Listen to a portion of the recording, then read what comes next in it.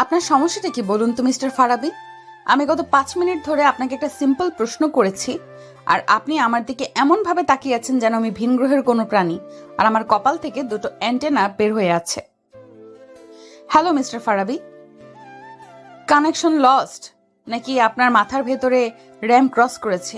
মিটিংয়ের মাঝখানে এইভাবে স্পেস আউট হয়ে যাওয়ার কোনো মানে আছে? আমি কি ধরে নেব? আপনি আমার কথা শুনছিলেন না? না না ম্যাডাম, শুনছিলাম তো। শতভাগ মনোযোগ দিয়েই শুনছিলাম। আপনার কণ্ঠস্বর তো আর সাধারণ কণ্ঠ নয়, একেবারে Dolby atoms surround sound system. না শুনে উপায় আছে? তাহলে আমার প্রশ্নের উত্তর দিচ্ছেন না কেন? আমি জিজ্ঞেস করেছি আমাদের নতুন এনার্জি এক্স ড্রিঙ্কের ট্যাগলাইন কি হতে পারে, সে সম্পর্কে আপনার প্রাথমিক ধারণাটা কি? ও, ট্যাগলাইন। হ্যাঁ হ্যাঁ, অবশ্যই। আমার মাথায় তো আইডিয়ার বন্যা বয়ে যাচ্ছে ম্যাডাম, কিন্তু সমস্যা হলো আপনার দিকে তাকালে আমার মাথার সব আইডিয়া কর্পূরের মতো উবে যায়। আপনার চেহারায় এমন একটা মায়া আছে। থুক্কু, মায়া না মায়া না, মায়াঙ্ক চৌধুরী। না না, ধুর কি বলছি, মানে আপনার চেহারায় এমন একটা গাম্ভীর্য আছে যে আমার ক্রিয়েটিভিটিও ভয়ে লুকিয়ে পড়ে আর কি। আপনি কি আমার সাথে ফাজলামি করছেন মিস্টার ফারাবি? সি সি ম্যাডাম, আপনার সাথে ফাইজলামি করার দুঃসাহস আমার আছে নাকি? আমি তো শুধু বোঝাতে চাইছিলাম আপনার পার্সোনালিটি এতটাই স্ট্রং যে আমার মতো সাধারণ কপিরাইটারের ক্রিয়েটিভ সেলগুলো ভয়ে স্ট্রাইক ডেকেছে। তারা বলছে আগে জীবন, পরে ট্যাগলাইন। আমার মনে হচ্ছে আপনার চাকরিটা এখন খুব বেশি ঝুঁকিতে আছে। জানি ম্যাডাম, আপনার মতো একজন বস থাকলে চাকরি তো সবসময় ঝুঁকিতে থাকবে। এই পেশাটা অনেকটা রোলার কোস্টার রাইডের মতো। কখন উপরে উঠবো আর কখন ধপাস করে নিচে পড়বো তার কোনো গ্যারান্টি নেই। তবে একটা কথা বলতেই হয় ম্যাডাম, আপনার এই পাওয়ার স্যুটটা কিন্তু দারুণ। আপনাকে দেখতে ঠিক হলিউডের কোনো সিনেমার ভিলেনের মতো লাগছে, যে কিনা শেষে নায়কের প্রেমে পড়ে যায়।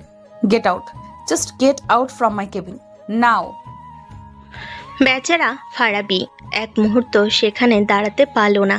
সে জানে তার এক্স গার্লফ্রেন্ড নিঝুম যদি রেগে যায় তাহলে কি হবে তার সাথে, তা সে ভালো করে জানে। ঘটনার সূত্রপাত হয়েছিল আজ সকালে ক্রিয়েটিভ সলিউশন অ্যাডভার্টাইজিং এজেন্সির কনফারেন্স রুমে। অফিসের ক্রিয়েটিভ টিমের সবাই অধীর আগ্রহে অপেক্ষা করছে তাদের পুরনো ক্রিয়েটিভ হেড অবসরে যাওয়াই। আজ নতুন বছরে যোগ দেওয়ার কথা ফারাবি টিমের সবচেয়ে মেধাবী এবং সবচেয়ে ডানপিটে কপিরাইটার।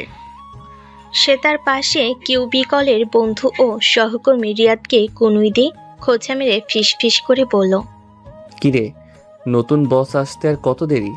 আমার তো টেনশনে খিদে পেয়ে যাচ্ছে। আশা করি লোকটা যেন খুব বেশি বোরিং না হয়। তোর আবার টেনশন? বস যেই আসুক তুই তো তোকে জ্বালিয়ে মারবি। আরে দেখিস, এবারও নির্ঘাত কোনো টাক মাথা গম্ভীর চেহারার পান চিবানো আঙ্কেল টাইপের বস আসবে, যিনি এসে প্রথমেই বলবেন creativity is good but discipline is better. আমার তো ভাবতেই ঘুম পাচ্ছে। ফারাবির কথায় টিমের বাকি সদস্যরাও হেসে উঠল।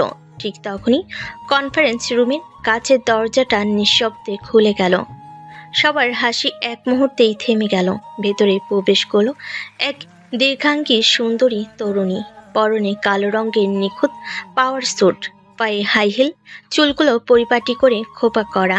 তার হাঁটা চলে, তার চাহনিতে এমন এক আত্মবিশ্বাস ঠিকরে পড়ছে যা এক মুহূর্তে পুরো রুমের আবহাওয়াটাই বদলে দিল। সবাই সম্মানের সাথে উঠে দাঁড়ালো, কিন্তু ফারাবি যেন তার চেয়ারের সাথে জমে গেছে।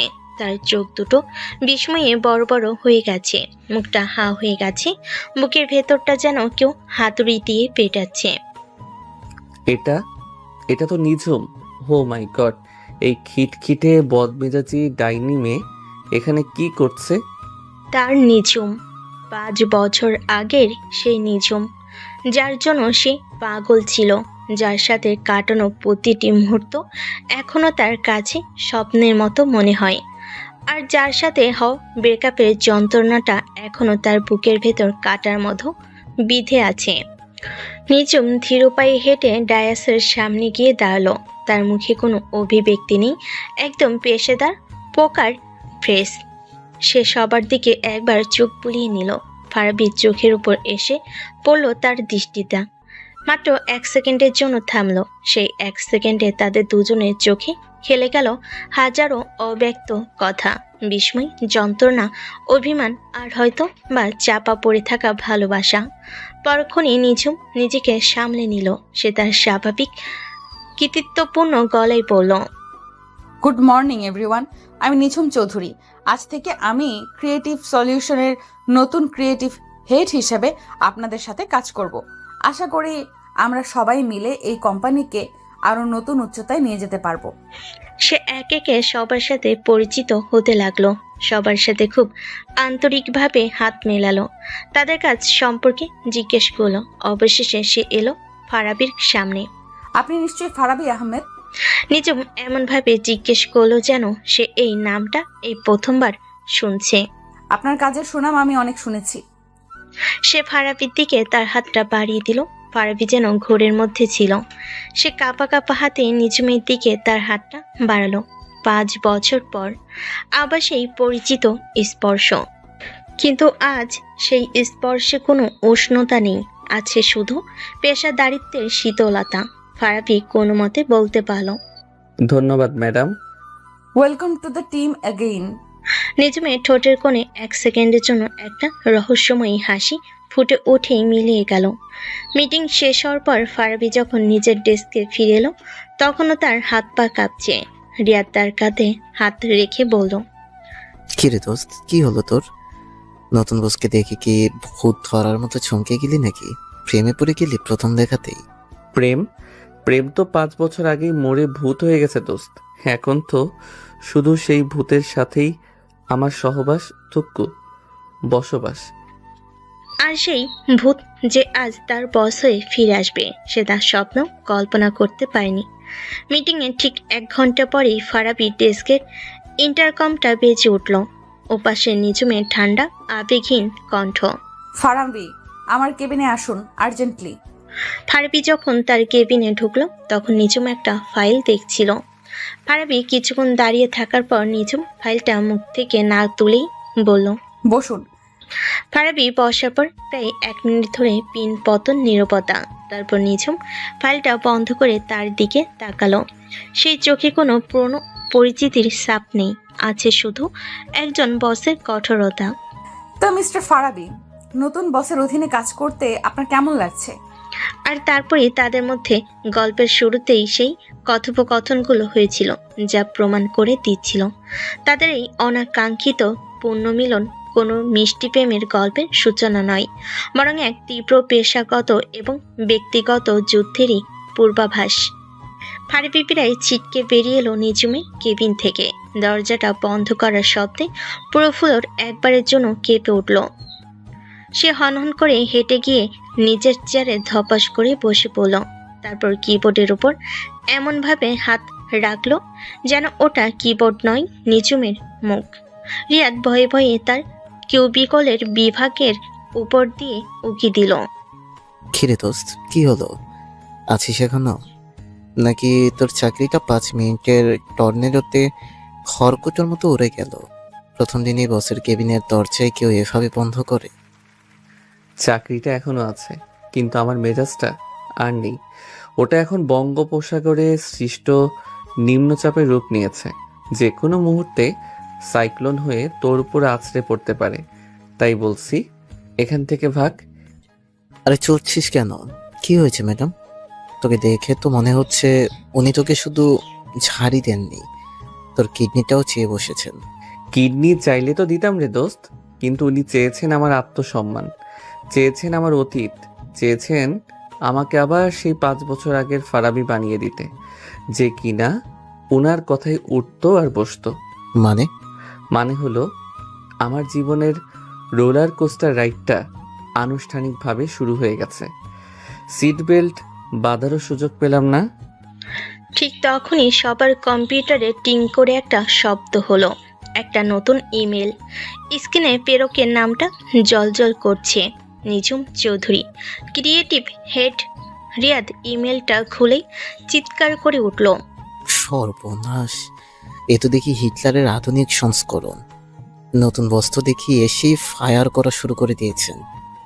ফারাবি বিরক্ত মুখে জিজ্ঞেস করলো, কি হয়েছে? আরে দেখ না, নতুন ক্লায়েন্ট এনার্জি এক্স ড্রিঙ্কসের জন্য ক্যাম্পেইন আইডিয়া চেয়েছে। ডেডলাইন আগামীকাল সকাল 10টা। মাত্র এক রাতের মধ্যে আইডিয়া জেনারেট করতে হবে। এটা কি অফিস নাকি মাস্টার শেফের কিচেন যে 1 ঘন্টার মধ্যে নতুন রেসিপি বানিয়ে দিতে হবে? কিন্তু ফারাবি ইমেলটা দেখে হাসলো। তার চোখে হতাশার বদলে প্রতিশোধের আগুন জ্বলে উঠল। ফায়ার করুক, আমিও দেখব কার আগুনে কে জ্বলে। সে হয়তো ভুলে গেছে ক্রিয়েটিভিটির এই মাঠে আমি সেরা খেলোয়াড়। সে আমার অতীত হতে পারে, কিন্তু সে আমার ভবিষ্যৎ নিয়ন্ত্রণ করতে পারবে না। আজ রাতে খেলা হবে রিয়াদ, এমন খেলা যা সে কোনো দিনও ভুলতে পারবে না। পরের দিন সকাল 10টা, কনফারেন্স রুমে থমথমে পরিবেশ। নিঝুম তার চেয়ারে বসে আছে, তার মুখ পাথরের মতো কঠিন। টিমের বাকি সদস্যরা ভয়ে ভয়ে এক একে তাদের দুর্বল গতানুগতিক আইডিয়াগুলো উপস্থাপন করছে আর নিঝুমের কাছ থেকে করা কথা শুনছে। এটাকে আইডিয়া বলে মিস্টার জামান। এই ট্যাগলাইন তো আমি ক্লাস 5-এর রচনাতেও ব্যবহার করব না। আর সাদিয়া, তোমার প্রেজেন্টেশনের চেয়ে আমার নানির বানানো আচারও বেশি আকর্ষণীয়। নেক্সট। অবশেষে এলো ফারাবির পালা। সে খুব আত্মবিশ্বাসের সাথে উঠে দাঁড়ালো। নিঝুম তার দিকে তাকিয়ে একটা বাঁকা হাসি দিয়ে বলল, তো মিস্টার ফারাবি, আপনার ক্রিয়েটিভ সেলগুলো কি গত রাতের মধ্যে ধর্মঘট ভেঙে কাজে ফিরেছে নাকি এখনো ভয়ের খাটের নিচে লুকিয়ে আছে? তার এই খোঁচাতে টিমের বাকি সদস্যরা মুখ চাউচাই করতে লাগলো, কিন্তু ফারাবি একটু দবল না। সে মৃদু হেসে তার প্রেজেন্টেশন শুরু করলো। আমার ক্রিয়েটিভ সেলগুলো কখনো ধর্মঘটে যায় না ম্যাডাম। তারা শুধু সঠিক অনুপ্রেরণার জন্য অপেক্ষা করে। আর কাল রাতে আপনার ইমেইলটা আমার জন্য টনিকের মতো কাজ করেছে। তাই নাকি? তাহলে দেখা যাক আপনার টনিক কতটা কাজ করছে। আমার ক্যাম্পেইনের নাম হলো switch on your inner beast. এরপরে 10 মিনিট ধরে ফারাবি যা বলল তা ছিল এক কথাই বিদ্যুৎ চমকের মতো। সে কোনো স্লাইড ব্যবহার করলো না, কোনো নোট দেখলো না। সে শুধু তার কথা আর আবেগ দিয়ে পুরো রুমের পরিবেশটাই বদলে দিল। ফারাবি প্রশ্ন ছুড়ে দিল, আমরা কাকে টার্গেট করছি? শুধু সেই ছেলে মেয়েদের যারা সারা দিন জিমে গিয়ে ঘাম ঝরায়? না, আমরা টার্গেট করছি সেই ছেলেটাকে যে সারা দিন বসের ঝাড়ি খেয়ে লোকাল বাসে ঝুলে বাসায় ফেরে, কিন্তু রাতের বেলা সে তার গিটারটা হাতে নিয়ে হয়ে ওঠে একজন রকস্টার। আমরা টার্গেট করছি সেই মেয়েটাকে যে সারাদিন ক্লাসের বোরিং লেকচার শোনে, কিন্তু মধ্যরাতে সে একজন কোডার, একজন হ্যাকার, যে কিনা পুরো সিস্টেমকে নাড়িয়ে দিতে পারে। এনার্জি এক্স শুধু একটা এনার্জি ড্রিঙ্কস নয় ম্যাডাম, এটা হলো তাদের ভেতরে সেই ঘুমন্ত পশুটাকে, তাদের ভেতরে সেই বীজটাকে জাগিয়ে তোলার একটা সুইচ। তার কথা বলার ভঙ্গিতে, তার চোখের আগুনে সবাই যেন সম্মোহিত হয়ে গিয়েছিল। ফারাবি এক মুহূর্তের জন্য থামলো, পুরো রুমের উপর চোখ বুলিয়ে নিল। আর আমার ট্যাগলাইন এনার্জি এক্স, সাধারণের আড়ালে অসাধারণ তুমি। ফারাবির প্রেজেন্টেশন শেষ হওয়ার পর পুরো রুমে পিনপতন নীরবতা। টিমের সবাই মুগ্ধ, বিস্মিত। রিয়াদের চোখে মুখে গর্বের ছাপ। সে ফিস ফিস করে পাশের সহকর্মীকে বলল, একেই বলে পাখির বাচ্চা। সবাই বুঝতে পারছিল এর চেয়ে ভালো আইডিয়া আর হতে পারে না। ফারাবি বিজয়ের হাসি হেসে নিঝুমের দিকে তাকালো। তার চাহনিতে ছিল স্পষ্ট চ্যালেঞ্জ। এবার বলো, এবার আমার আইডিয়াকে ফেলে দাও দেখি। কিন্তু নিঝুমের মুখ ছিল আগের মতোই ভাবলেশীন। সে কিছুক্ষণ চুপ করে থেকে কলমটা দিয়ে টেবিলে হালকা টোকা দিতে দিতে বলল, কনসেপ্টটা ইন্টারেস্টিং। বীজ বা পশুর রূপকটা খুব শক্তিশালী। তোমার কথা বলার ভঙ্গিটাও বেশ নাটকীয়, মানতেই হবে। সে এক মুহূর্তের জন্য থামলো, যেন কিছু একটা ভাবছে। তারপর ফারাবি চোখের দিকে তাকিয়ে সরাসরি বলল, তবে আইডিয়াটা মন্দ নয় ফারাবি, কিন্তু আমার কেন জানি মনে হচ্ছে এটা খুব বেশি প্রেডিক্টেবল। এই ধরনের হিডেন ট্যালেন্ট বা ডুয়াল পার্সোনালিটির কনসেপ্ট নিয়ে আগেও অনেক কাজ হয়েছে। সত্যি বলতে তোমার মতো একজন সিনিয়র কপিরাইটারের কাছ থেকে আমি আরো অনেক বেশি আউট অফ দ্য বক্স, আরো অরিজিনাল কিছু আশা করেছিলাম। এই কথাটা যেন একটা ঠান্ডা জলের স্রোতের মতো এসে লাগলো ফারাবির গায়ে। সে নিঝুমের দিকে তাকিয়ে রইল, যে আইডিয়াটা শুনে পুরো টিম মুগ্ধ, যেটাকে সে তার ক্যারিয়ারের অন্যতম সেরা কাজ বলে মনে করছে, সেটাকে নিঝুম এত সহজে এত তাচ্ছিলের সাথে প্রিডিক্টেবল বলে উড়িয়ে দিল। ফারাবি তার রাগটা সর্বোচ্চ চেষ্টা করে চেপে রেখে শান্ত গলায় জিজ্ঞেস করলো, আপনার ঠিক কোন জায়গাটা প্রেডিক্টেবল মনে হচ্ছে ম্যাডাম? আপনি যদি নির্দিষ্ট করে বলতেন তাহলে হয়তো আমি আমার ভুলটা বুঝতে পারতাম এবং সেটাকে উন্নত করার চেষ্টা করতে পারতাম। দেখো ফারাবি, আমি তোমার ভার্সিটির টিচার নই যে তোমাকে ধরে ধরে ভুল ধরিয়ে দেব, তোমার অ্যাসাইনমেন্টে লাল কালি দিয়ে দাগ দিয়ে দিব। আমি তোমার বস, আমার কাজ হলো তোমাকে গাইড করা, তোমাকে চ্যালেঞ্জ করা। আমি তোমাকে একটা ফিডব্যাক দিয়েছি, এখন সেটার উপরে কাজ করে আইডিয়াটাকে আরো উন্নত করার দায়িত্ব তোমার। তুমি আরেকটু ভাবো, তোমার মাথায় অনেক বুদ্ধি, তাই না? হয়তো এর চেয়েও ভালো কিছু তোমার মাথা থেকে বের হবে, নাকি আমি ভুল ভাবছি? শেষের প্রশ্নটা ছিল একেবারে সরাসরি তার অহংকারে আঘাত। নিঝুম আবার বলল, আর হ্যাঁ, আমি চাই আজ বিকেল 5টার মধ্যে তুমি 3টা নতুন এবং out of the box idea নিয়ে আমার কেবিনে আসবে। আশা করি এবার তুমি আমাকে হতাশ করবে না। নেক্সট। এই বলে সে অন্যজনকে তার আইডিয়া উপস্থাপন করার জন্য ডাকলো। ফারাবি স্তব্ধ হয়ে তার জায়গায় বসে বলল, তার আত্মসম্মানে, তার অহংকারে, তার পেশাদারিত্বে এর চেয়ে বড় আঘাত আর কিছুই হতে পারে না। সে বুঝতে পারছিল। এটা কোনো প্রফেশনাল ফিডব্যাক নয়, এটা নিছকই ব্যক্তিগত রাগ, ব্যক্তিগত ক্ষমতার প্রদর্শন। নিঝুম আমাকে সবার সামনে ছোট করতে চাইছে, প্রমাণ করতে চাইছে যে আমি এখন চালকের আসনে বসে আছি। মিস নিঝুম, আমিও দেখে নেব তোমাকে। Just wait and watch.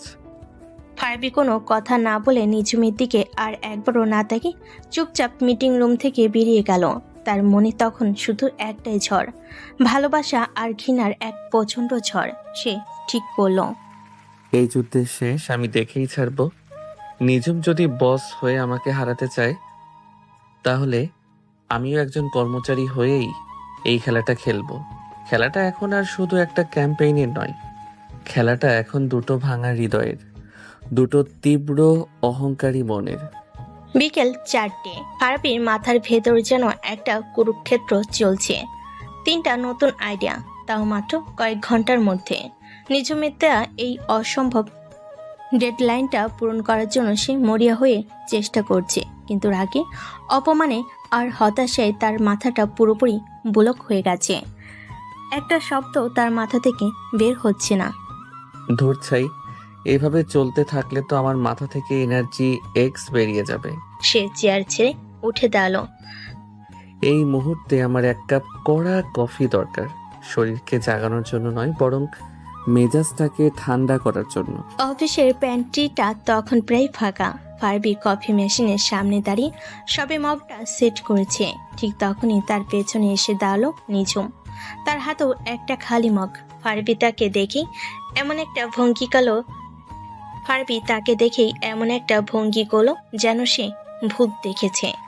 আপনি এখানে ম্যাডাম? আমি তো ভেবেছিলাম আপনার মতো হাই লেভেলের বসরা কফি খান না।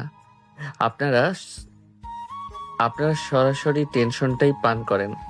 নিঝুম তারই খোঁচাতে পাত্তা না দিয়ে স্বাভাবিক গলেই বলল, মেশিনটা ফ্রি হতে আরো কতক্ষণ লাগবে? আমার একটা জরুরি মিটিং আছে।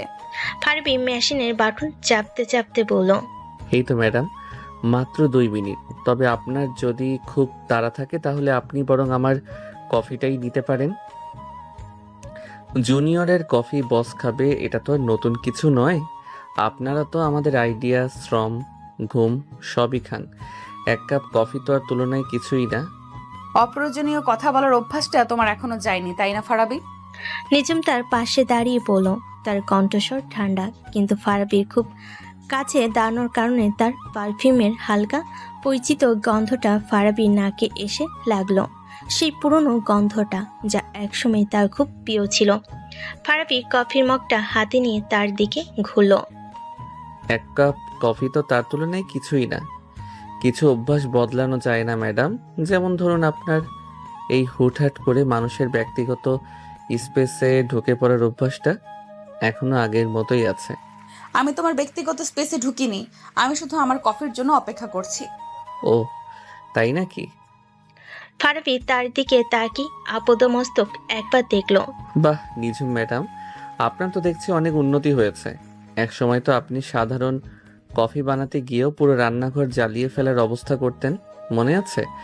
একবার আমার জন্মদিনে আপনি কেক বানানোর চেষ্টা করেছিলেন। নিজুমের মুখটা মুহূর্তেই কঠিন হয়ে গেল।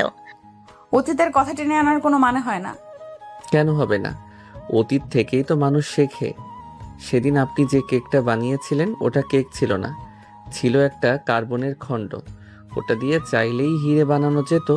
আর আজ দেখুন আপনি এত বড় একটা কোম্পানির ক্রিয়েটিভ ডিপার্টমেন্ট চালাচ্ছেন। অবিশ্বাস্য। কিভাবে করলেন এই অসাধ্য সাধন? কোনো স্পেশাল কোর্স করেছেন নাকি? হ্যাঁ করেছি, কোর্সের নাম ছিল লাইফ। এই কোর্সটা মানুষকে সময়ের সাথে বদলাতে শেখায় ফারাবি। তোমার মতো এখনো অতীতে পড়ে থেকে অন্যদের খোঁচা দিয়ে নিজের ব্যর্থতা ঢাকতে শেখায় না। ব্যর্থতা? আমাকে আপনার ব্যর্থ মনে হয়? নয়তো কি? 5 বছর আগে তুমি যেখানে ছিলে আজও সেখানেই পড়ে আছো। সেই একই ভার্সিটি কেন্দ্রিক জোকস, সেই একই ছেলে মানুষই, সেই একই বেপরোয়া স্বভাব। আর আমি কোথায় সেটা তো তুমি দেখতেই পাচ্ছ।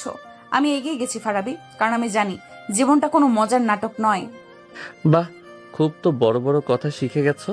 কিন্তু এই বড় বড় কথাগুলো কি রাতে ঘুমানোর সময় তোমার কোনো কাজে আসে নিঝুম?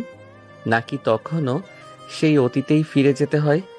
সেই ছেলে মানুষগুলো, সেই বেপরোয়া স্বভাবের মানুষটাকেই মনে পড়ে? আমার কি মনে পড়ে আর কি পড়ে না সেটা নিয়ে তোমার ভাবতে হবে না। নিজুম রেগে গিয়ে তার নিজের জন্য কফি বানাতে লাগলো। তুমি বরং তোমার ওই 3টা out of the box idea নিয়ে ভাবো, কারণ বিকেল 5টার পর তোমার ভাবার সময়টাও হয়তো আর থাকবে না।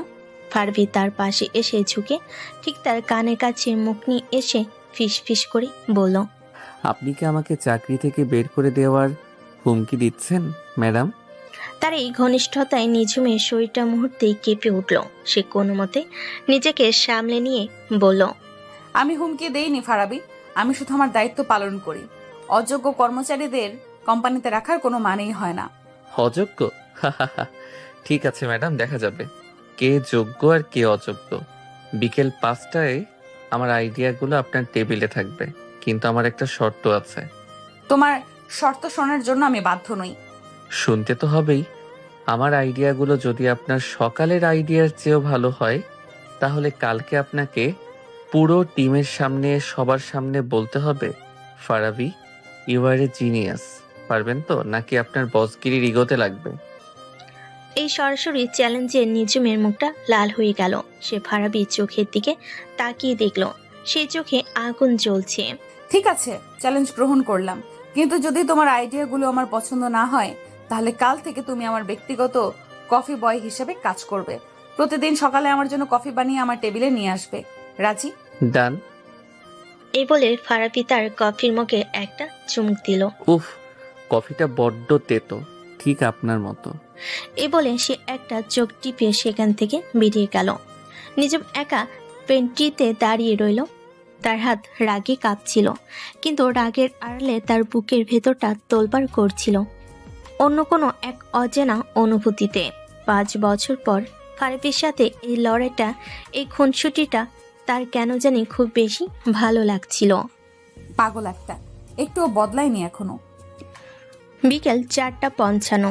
ফারাবির ডেস্কটপের কোণায় সময়টা লাল রঙে জ্বলজ্বল করছে, যেন কাউন্টডাউন টাইমার। তার সামনে ছড়ানো ছিটানো অসংখ্য কাগজ, কয়েকটা খালি কফি কাপ আর একটা উপর হয়ে থাকা এনার্জি ড্রিঙ্কের ক্যান।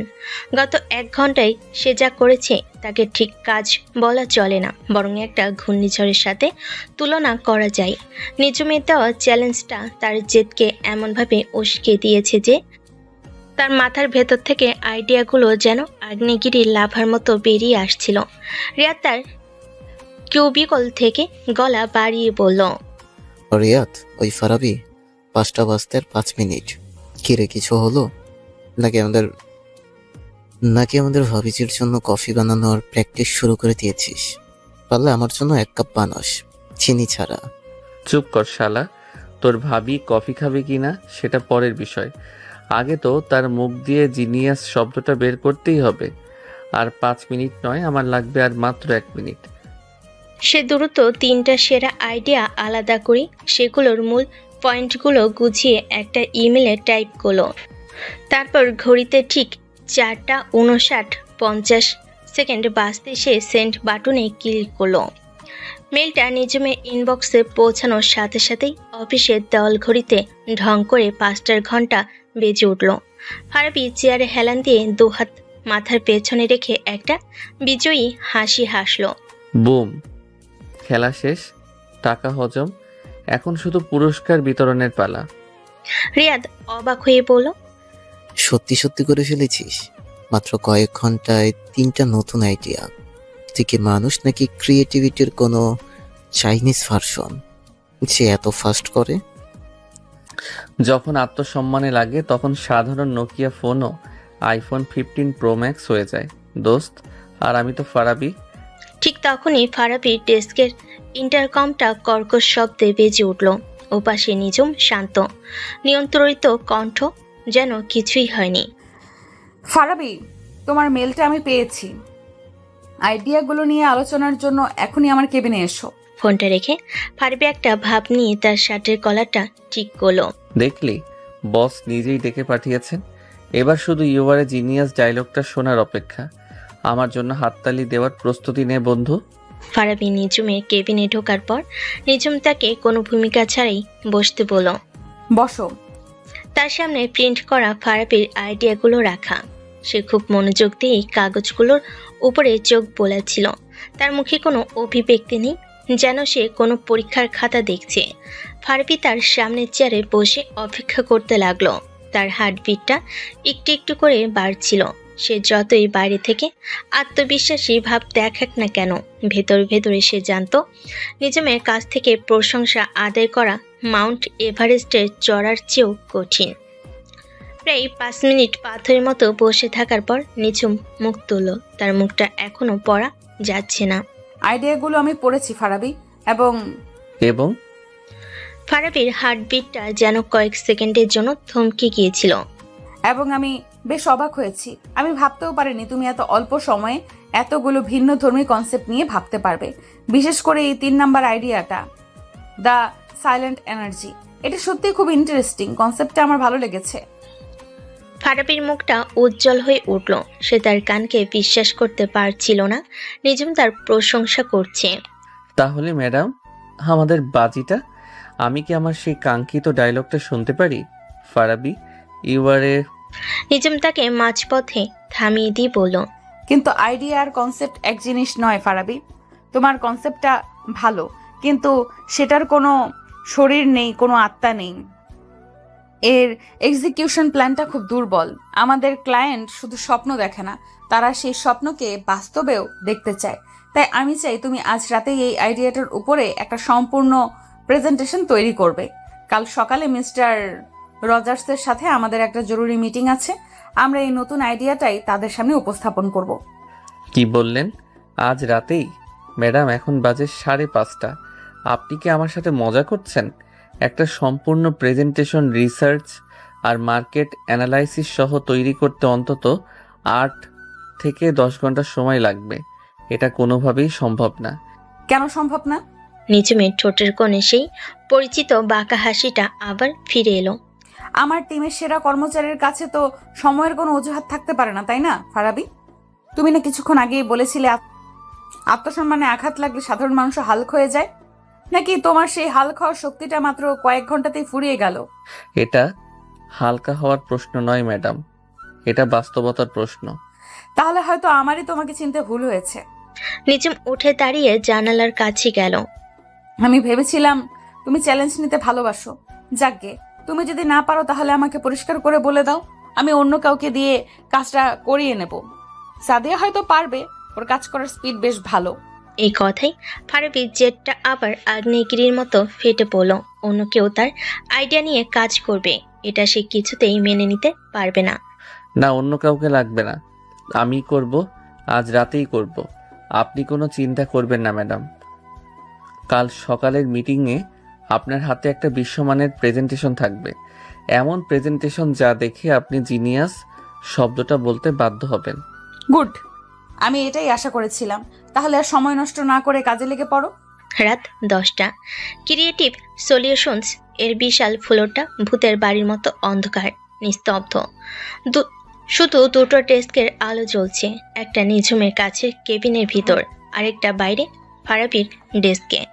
দূর চাই, এই ডেটাটা মিলছে না কেন? ফারাবি বিরক্ত হয়ে বিড়বিড় করলো, তার চোখ দুটো জ্বালা করছে, মাথাটা হ্যাং হয়ে আছে। কাজের চাপে পরিবেশটা এতটাই থমথমে যে কিবোর্ডের টাইপিং এর শব্দ খুব জোরে শোনাচ্ছে। হঠাৎ করে সেই নিস্তব্ধতা ভেঙে দিয়ে ফারাবির পকেটে থাকা ফোনটা তীব্র স্বরে বেজে উঠল। রিংটং হিসাবে বাজছে অর্ণবের গাওয়া সেই পুরনো গান। অর্ণবের গাওয়া সেই পুরনো পরিচিত গানটা। হারিয়ে গিয়েছি এই তো ভালো খবর আমার কেউ রাখে না। গানটা যেন কোনো রিংটন নয়, একটা টাইম মেশিন। এক মুহূর্তে সে ফারাবি আর নিঝুম দুজনকে 5 বছর পেছনে তাদের ভার্সিটির সেই দিনগুলোতে ফিরিয়ে নিয়ে গেল। ফারাবি দ্রুত ফোনটা পকেট থেকে বের করে কেটে দিল, কিন্তু গানের রেশটা তখনও ঘরের বাতাসে ভাসছে। সে আর চোখে নিঝুমের কেবিনের দিকে তাকালো, দেখলো নিঝুম ফাইল থেকে মুখ তুলে কাছের দেওয়ালের ওপাশ থেকে তার দিকেই তাকিয়ে আছে। তার চোখে কোনো রাগ নেই, কোনো কৃতিত্ব নেই, আছে শুধু একরাশ বিষণ্ণতা, একরাশ স্মৃতি। কয়েক মুহূর্তে নীরবতার পর ফারাবির ডেস্কের ইন্টারকমটা বেজে উঠল।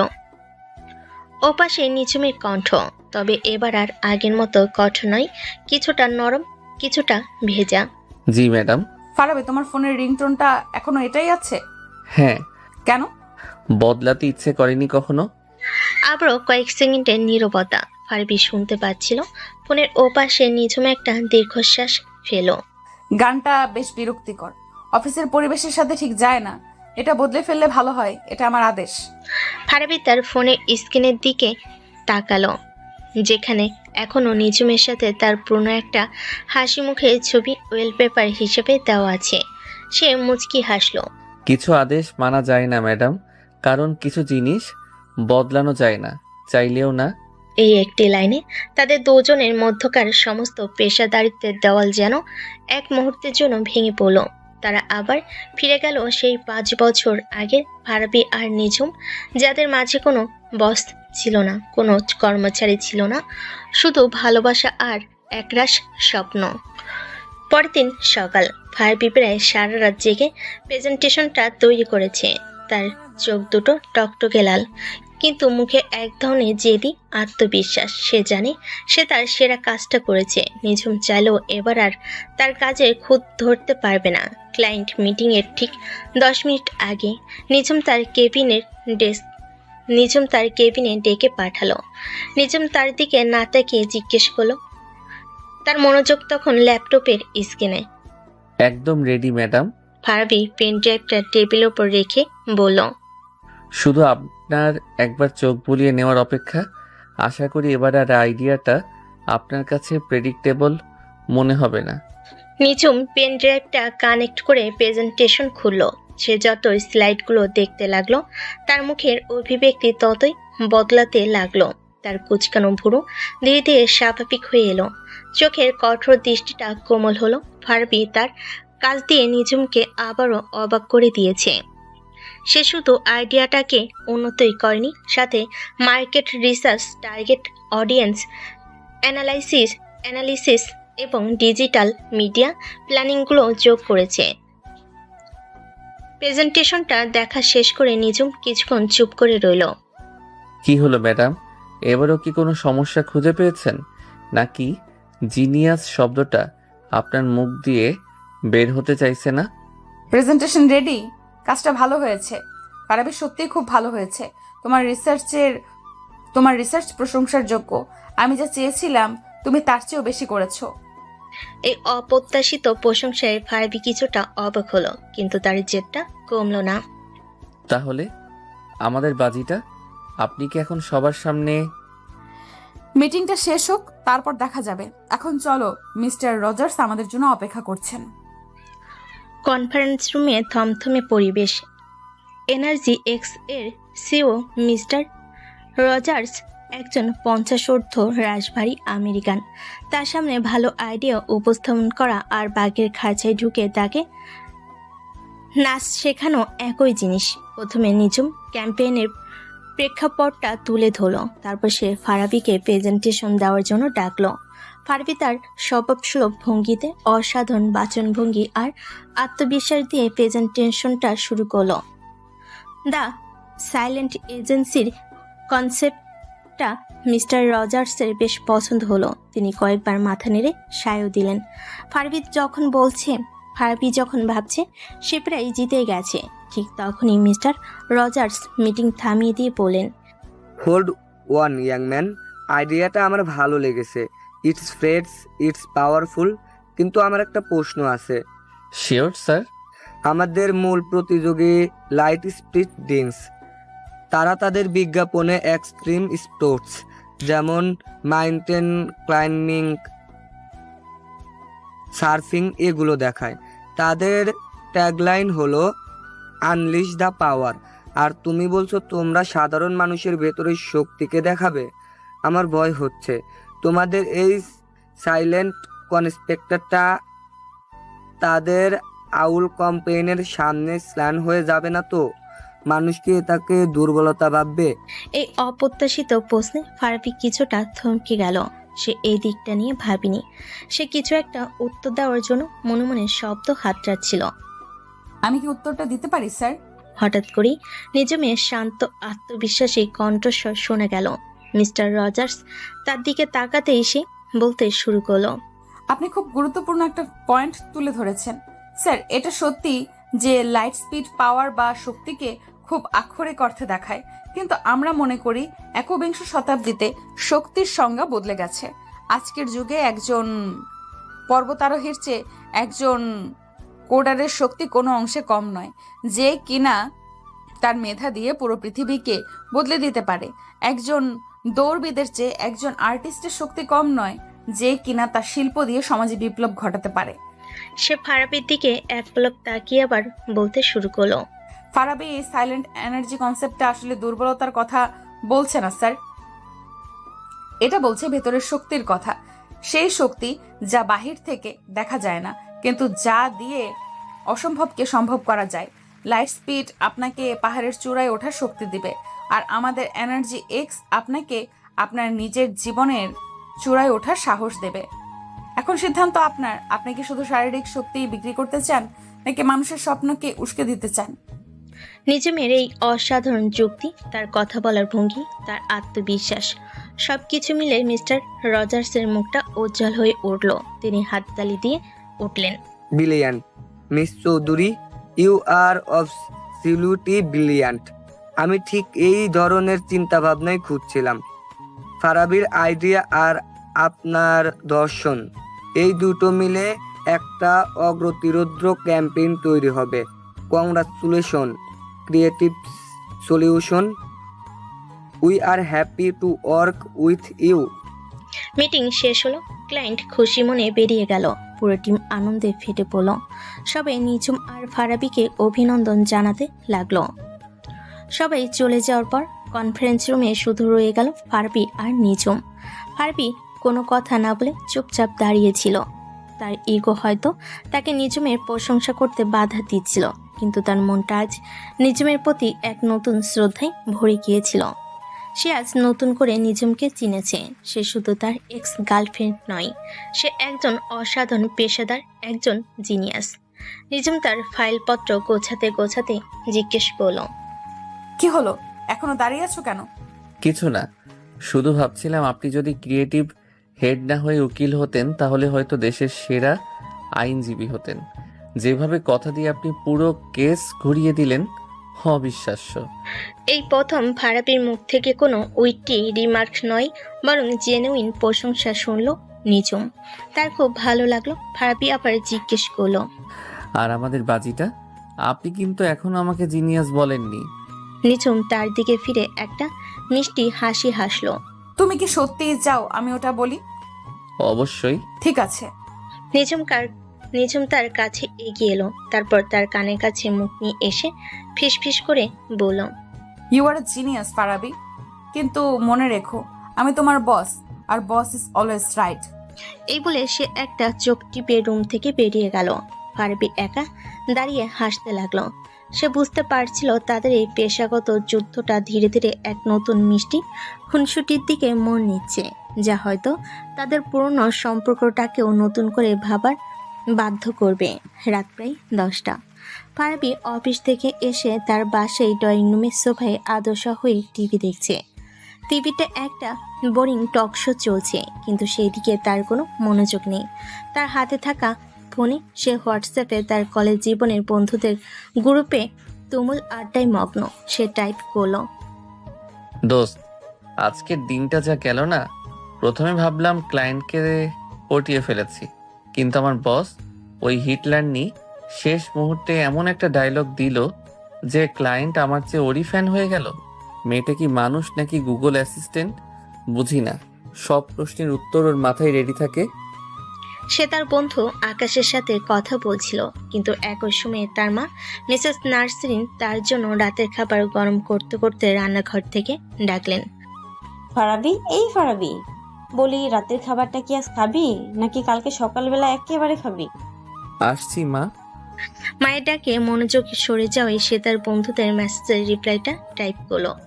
কন্ট্যাক্ট লিস্টে আকাশের নামটা দেখেই দ্রুত সেন্ড করে দিল। মেসেজটা ছিল, দোস্ত, আমার বসটা একটা আস্ত হিটলার নি, সারাদিন শুধু আমাকেই বিরক্ত করার সুযোগ খোঁজে। মনে হয় পুরনো প্রতিশোধ নিচ্ছে। আমার তো মাঝে মাঝে ইচ্ছে করে ওর কফির মধ্যে তেলাপোকাটা ছেড়ে দেই। মেসেজটা সেন্ড হওয়ার 1 সেকেন্ডের মধ্যে ফারাবির বুকের ভেতরটা ধস করে উঠল। সে আকাশের বদলে মেসেজটা পাঠিয়ে দিয়েছে নিঝুম চৌধুরী বসের নম্বরে। ও শিট শিট শিট। সে দ্রুত মেসেজটার উপর ট্যাপ করে ডিলিট ফর এভরিওয়ান অপশনটা খুঁজছিল, কিন্তু উত্তেজনায় হাত কাঁপছিল তার। ডিলিট করার আগে সে দেখল মেসেজটার নিচে দুটো নীল টিক চিহ্ন জ্বলে উঠেছে। তার মানে নিঝুম মেসেজটা দেখে ফেলেছে। গেছে রে আমার চাকরি, আমার সম্মান, আমার ইজ্জত, সব শেষ। ফারাবি কপালে হাত দিয়ে বসে পড়ল। সে সাথে সাথে মেসেজটা ডিলিট করে দিল, কিন্তু সে জানে যা ক্ষতি হওয়ার তা হয়ে গিয়েছে। মিসেস নার্সিন খাবার হাতে নিয়ে এসে জিজ্ঞেস করলেন, কিরে, কি হয়েছে? তোর মুখটা এমন ফ্যাকাশে লাগছে কেন? ভূতে ধরেছে নাকি? ভূত না মা, সাক্ষাৎ ডাইনি ধরেছে। এমন একটা ভুল করে ফেলেছি যার জন্য হয়তো কাল থেকে আমাকে আর অফিসে যেতে হবে না। তোমার বেকার ছেলের বোঝাটা হয়তো তোমাকে আরো কিছুদিন বইতে হবে। মানে কি করেছিস তুই? ঠিক তখনই ফারাবির বাবা মিস্টার ইকবাল সন্ধ্যাকালীন হাঁটা শেষে বাসায় ঢুকলেন। কি হয়েছে? কে বেকার? আমার ছেলে তো এখন বড় চাকরি করে, তাই না বাবা? ফারাবি তার বাবা মায়ের দিকে তাকিয়ে একটা দীর্ঘশ্বাস ফেল। বাবা মা, তোমাদের সাথে আমার কিছু কথা ছিল। আমার নতুন বস। সে তাদের পুরো ঘটনাটা খুলে বলল। নিঝুম যে তার এক্স গার্লফ্রেন্ড, সেই পরিচয়টা অবশ্য গোপন রাখলো। সবটা শুনে তার বাবা মা মাথায় হাত দিয়ে বসে পড়লেন। হায় আল্লাহ, তুই করেছিসটা কি? নিজের বসের নামে এইসব কথা লিখে পাঠিয়ে দিয়েছিস? তোর কি মাথায় গোবর ভরা নাকি? মিস্টার ইকবাল তাকে শান্ত করলেন। আরে থামো তো, ভুল তো মানুষেরই হয়। আর তুমিও বাপু কেমন? অফিসের বসকে নিয়ে এসব লেখার কি দরকার ছিল? আরে বাবা, আমি তো মজা করে বন্ধুকে লিখছিলাম। এখন আমি কি করব? কালকে অফিসে যাই কি করে? উনি তো আমাকে কাঁচাই চিবিয়ে খাবেন। কিছুই হবে না, কাল অফিসে যাবি, গিয়ে সরাসরি ম্যাডামের কাছে ক্ষমা চেয়ে নিবি, বলবি ভুল হয়ে গেছে। বড় বড় কোম্পানিতে এসব ছোটখাটো ভুল হয়, তুমি শাহরুখ খানের ডায়লগ কপি করলে কেন? আরে না, কফি কি করলাম, একটু ঘুরিয়ে বললাম আর কি। অবশ্য আমি শাহরুখ খানের বিরাট বড় ভক্ত। রাখো তোমার ভক্তগিরি। তোমার কি মনে হয় মা? আমার মনে হয় তোর বাবা ঠিকই বলেছেন, তবে সরাসরি ক্ষমা চাইতে যাস না। তাহলে কালকে অফিসে গিয়ে এমন ভান করবি যেন কিছুই হয়নি। যদি উনি নিজে থেকে কিছু বলেন, তাহলে এমন একটা ভাব নিবি যেন তুই আকাশ থেকে পড়েছিস। বলবি, কি বলছেন ম্যাডাম, আমার ফোন তো হ্যাক হয়ে গিয়েছিল। আমার নামে কে যে এসব আজে বাজে কথা লিখে পাঠিয়েছে, আমি তো নিজেই পুলিশে অভিযোগ করার কথা ভাবছি, বুঝলি? মায়ের এই অভিনব আইডিয়াটা শুনে ফারাবি আর তার বাবা দুজনেই হো হো করে হেসে ফেল। ফারাবি তার মাকে জড়িয়ে ধরে বলল, ওয়াও মা, তুমি তো জিনিয়াস। তোমার এই বুদ্ধিটা কাজে লাগালে হয়তো চাকরিটা বেঁচেও যেতে পারে। তুমি তো আমার চেয়েও বড় ড্রামাবাজ দেখছি। You are so cute. পারিবারিক এই হালকা আড্ডায় ফারাবির মনটা কিছুটা হালকা হলো, কিন্তু সে জানতো কালকের সকালটা তার জন্য খুব একটা সহজ হবে না। পরদিন অফিসে ঢোকার পর থেকেই ফারাবির বুকের ভেতরটা ধুকপুক করছিল। সে যথাসম্ভব নিঝুমকে এড়িয়ে চলার চেষ্টা করছিল, কিন্তু ভাগ্য তার সহায়ই ছিল না। লাঞ্চের ঠিক আগে তার ডেস্কের ইন্টারকমটা বেজে উঠল। তার পাশে নিঝুমের বরফ শীতল কণ্ঠ। ফারাবি, আমার কেবিনে এসো, তোমার সাথে আমার কিছু ব্যক্তিগত কথা আছে। ফারাবি একটা ঢোক গিলে কেবিনের দিকে এগিয়ে গেল। সদর দরজায় নক করতেই ভেতর থেকে গম্ভীর কণ্ঠ ভেসে এলো, ভেতরে এসো। ফারাবি ভেতরে ঢুকে দেখলো নিঝুম তার দিকেই তাকিয়ে আছে। তার চোখে কোনো রাগ নেই, আছে শুধু একরাশ প্রশ্ন আর কৃতিত্ব। বসো। ফারাবি বসার পর নিঝুম তার দিকে ঝুঁকে এসে শান্ত কিন্তু ধারালো গলায় জিজ্ঞেস করলো, তো মিস্টার ফারাবি, তোমার নাকি তোমার বসকে নিয়ে কোনো গুরুতর সমস্যা আছে? তুমি নাকি তার কফিতে তেলাপোকা মেশানোর কথাও ভাবছো? ফারাবি তার মায়ের শেখানো প্ল্যান অনুযায়ী একেবারে মাসুম একটা মুখ তৈরি করলো। তার চোখে মুখের রাজ্যে বিস্ময়। কি কি বলছেন এসব ম্যাডাম? আমি আপনার নামে তেলাপোকা? আমার বস তো পৃথিবীর সেরা বস। আপনার মতো সাপোর্টিভ, আপনার মতো ইন্টেলিজেন্ট বস পাওয়া তো ভাগ্যের ব্যাপার। আমি কেন আপনার নামে এসব বলতে যাব? নিশ্চয়ই কোনো ভুল হচ্ছে। ভুল হচ্ছে? তাহলে গতকাল রাত 10:15 তোমার নাম্বার থেকে আমার হোয়াটসঅ্যাপে যে মেসেজটা এসেছিল, ওটা কি মঙ্গল গ্রহ থেকে কোনো এলিয়েন পাঠিয়েছিল? গতকাল রাত 10:15? ম্যাডাম, গতকাল রাতে তো আমার ফোনটা আমার কাছেই ছিল না। আমার ছোট ভাই গেম খেলতে গিয়ে ফোনটা নিয়ে এমনভাবে পাসওয়ার্ড চেঞ্জ করে দিয়েছে যে আমি নিজেই ফোনটা খুলতে পারছিলাম না। আজ সকালে দোকানে গিয়ে ঠিক করিয়ে আনলাম। হায় আল্লাহ, তার মানে আমার ভাইটাই কি এই কাজটা করলো? ও তো একটা আস্ত শয়তান। দাঁড়ান, আমি আজকেই বাড়ি গিয়ে ওর পিঠের চামড়া তুলে নেব। নিঝুম তার দিকে তাকিয়ে একটা বাঁকা হাসি হাসলো। ফারাবির এই নিখুঁত অভিনয় দেখে নিঝুম কয়েক মুহূর্তের জন্য সত্যি বিভ্রান্ত হয়ে গেল, কিন্তু পরক্ষণেই সে নিজেকে সামলে নিল।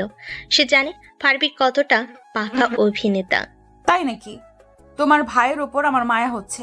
বেচারা না জেনে এত বড় একটা দোষের ভাগীদার হয়ে গেল। সে তার ডেস্কের ড্রয়ার থেকে একটা প্রিন্ট আউট বের করে ফারাবির সামনে রাখলো।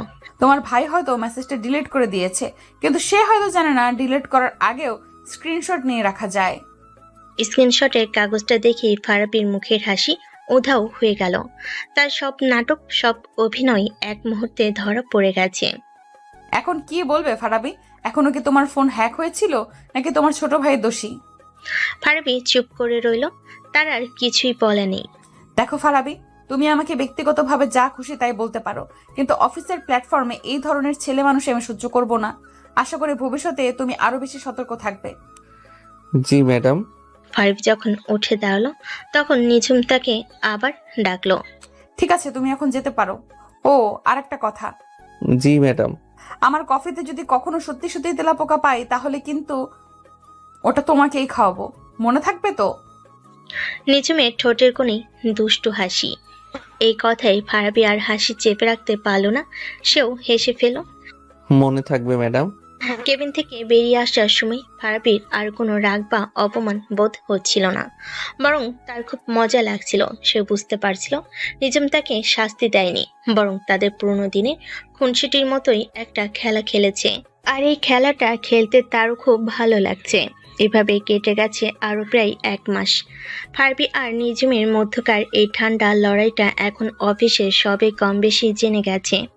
তাদের মিটিংয়ের উত্তপ্ত বাক্য বিনিময়, পেন্টির মজার মন্তব্য আর একে অপরকে টেক্কা দেওয়ার প্রতিযোগিতা সবে এখন সহকর্মীদের কাছে এক উপভোগ্য নাটকের মতো। কিন্তু এই পেশাগত দ্বন্দ্বের আড়ালে যে তাদের মধ্যে এক ধরনের বোঝাপড়া তৈরি হচ্ছে তা হয়তো তার নিজেরাও জানে না। ফারিবি এখন ইচ্ছে করে নিঝুমকে রাগানোর জন্য নানা রকম ছেলেমানুষি করে, আর নিঝুমের বসের গাম্ভীর্যের আড়ালে সেই রাগটা উপভোগ করে। সেদিন ছিল সোমবার, সপ্তাহের সবচেয়ে বিরক্তিকর দিন। সকাল থেকেই ফারাবির মেজাজটা খারাপ ছিল।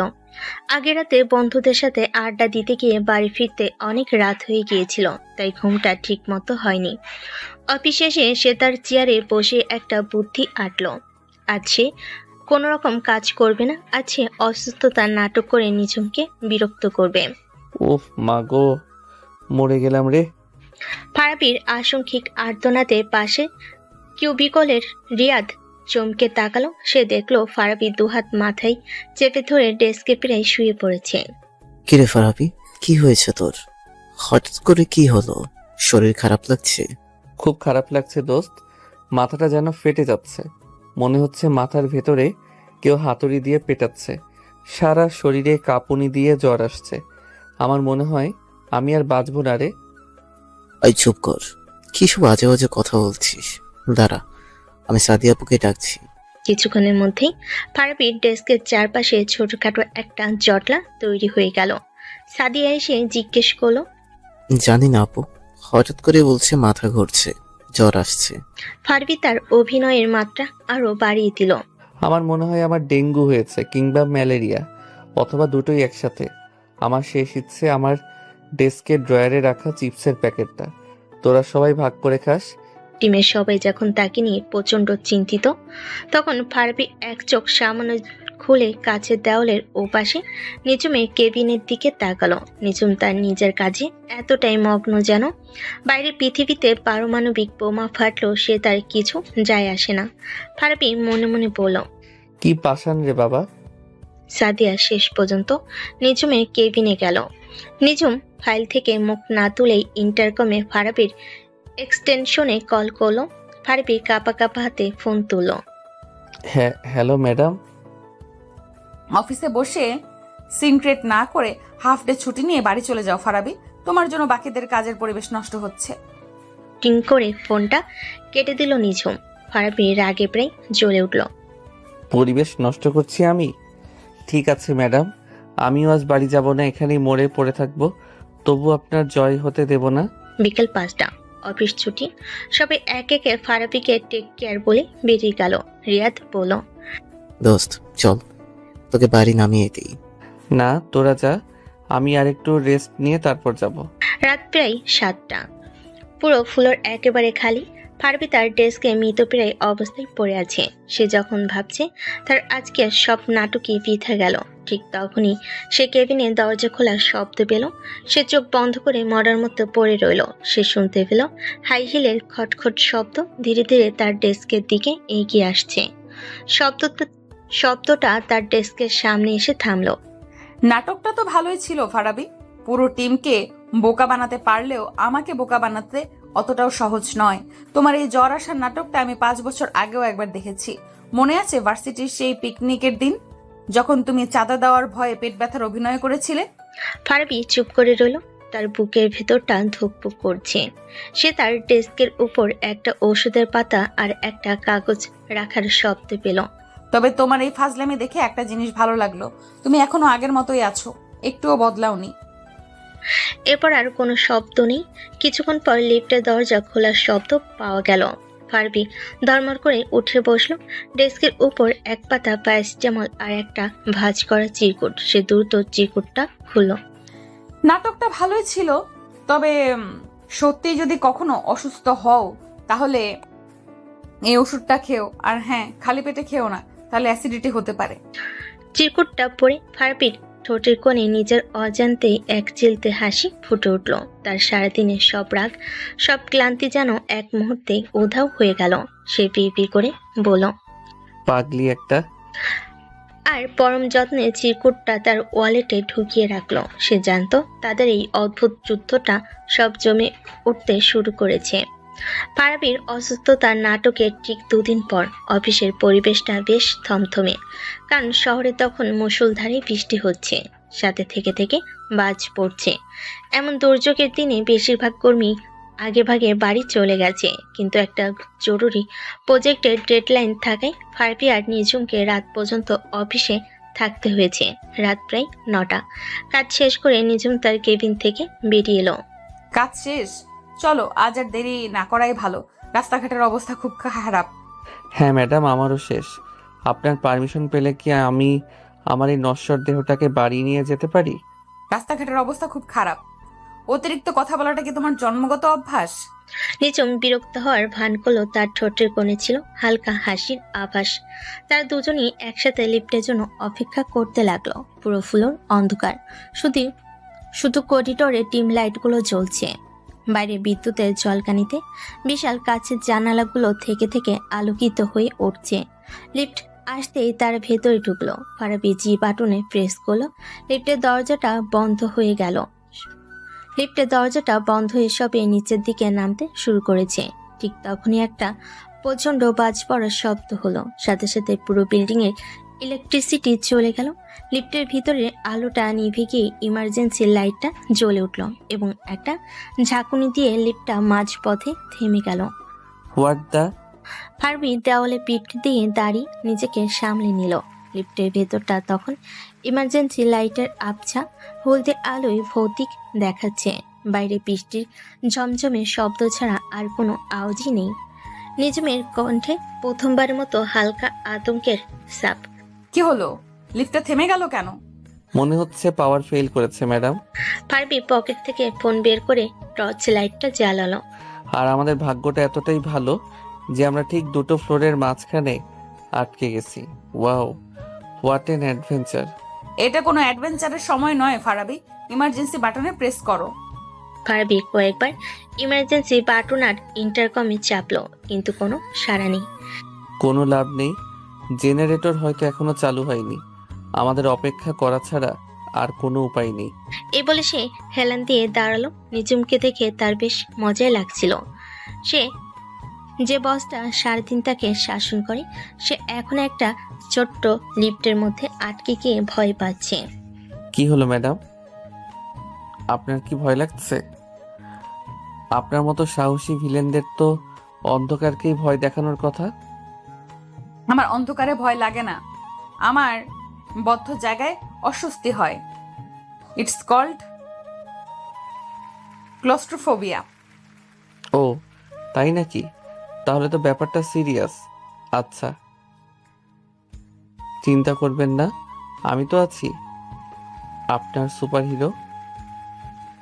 যদিও আমার কাছে কোনো স্পেশাল পাওয়ার নেই, শুধু আজে বাজে কথা বলা ছাড়া।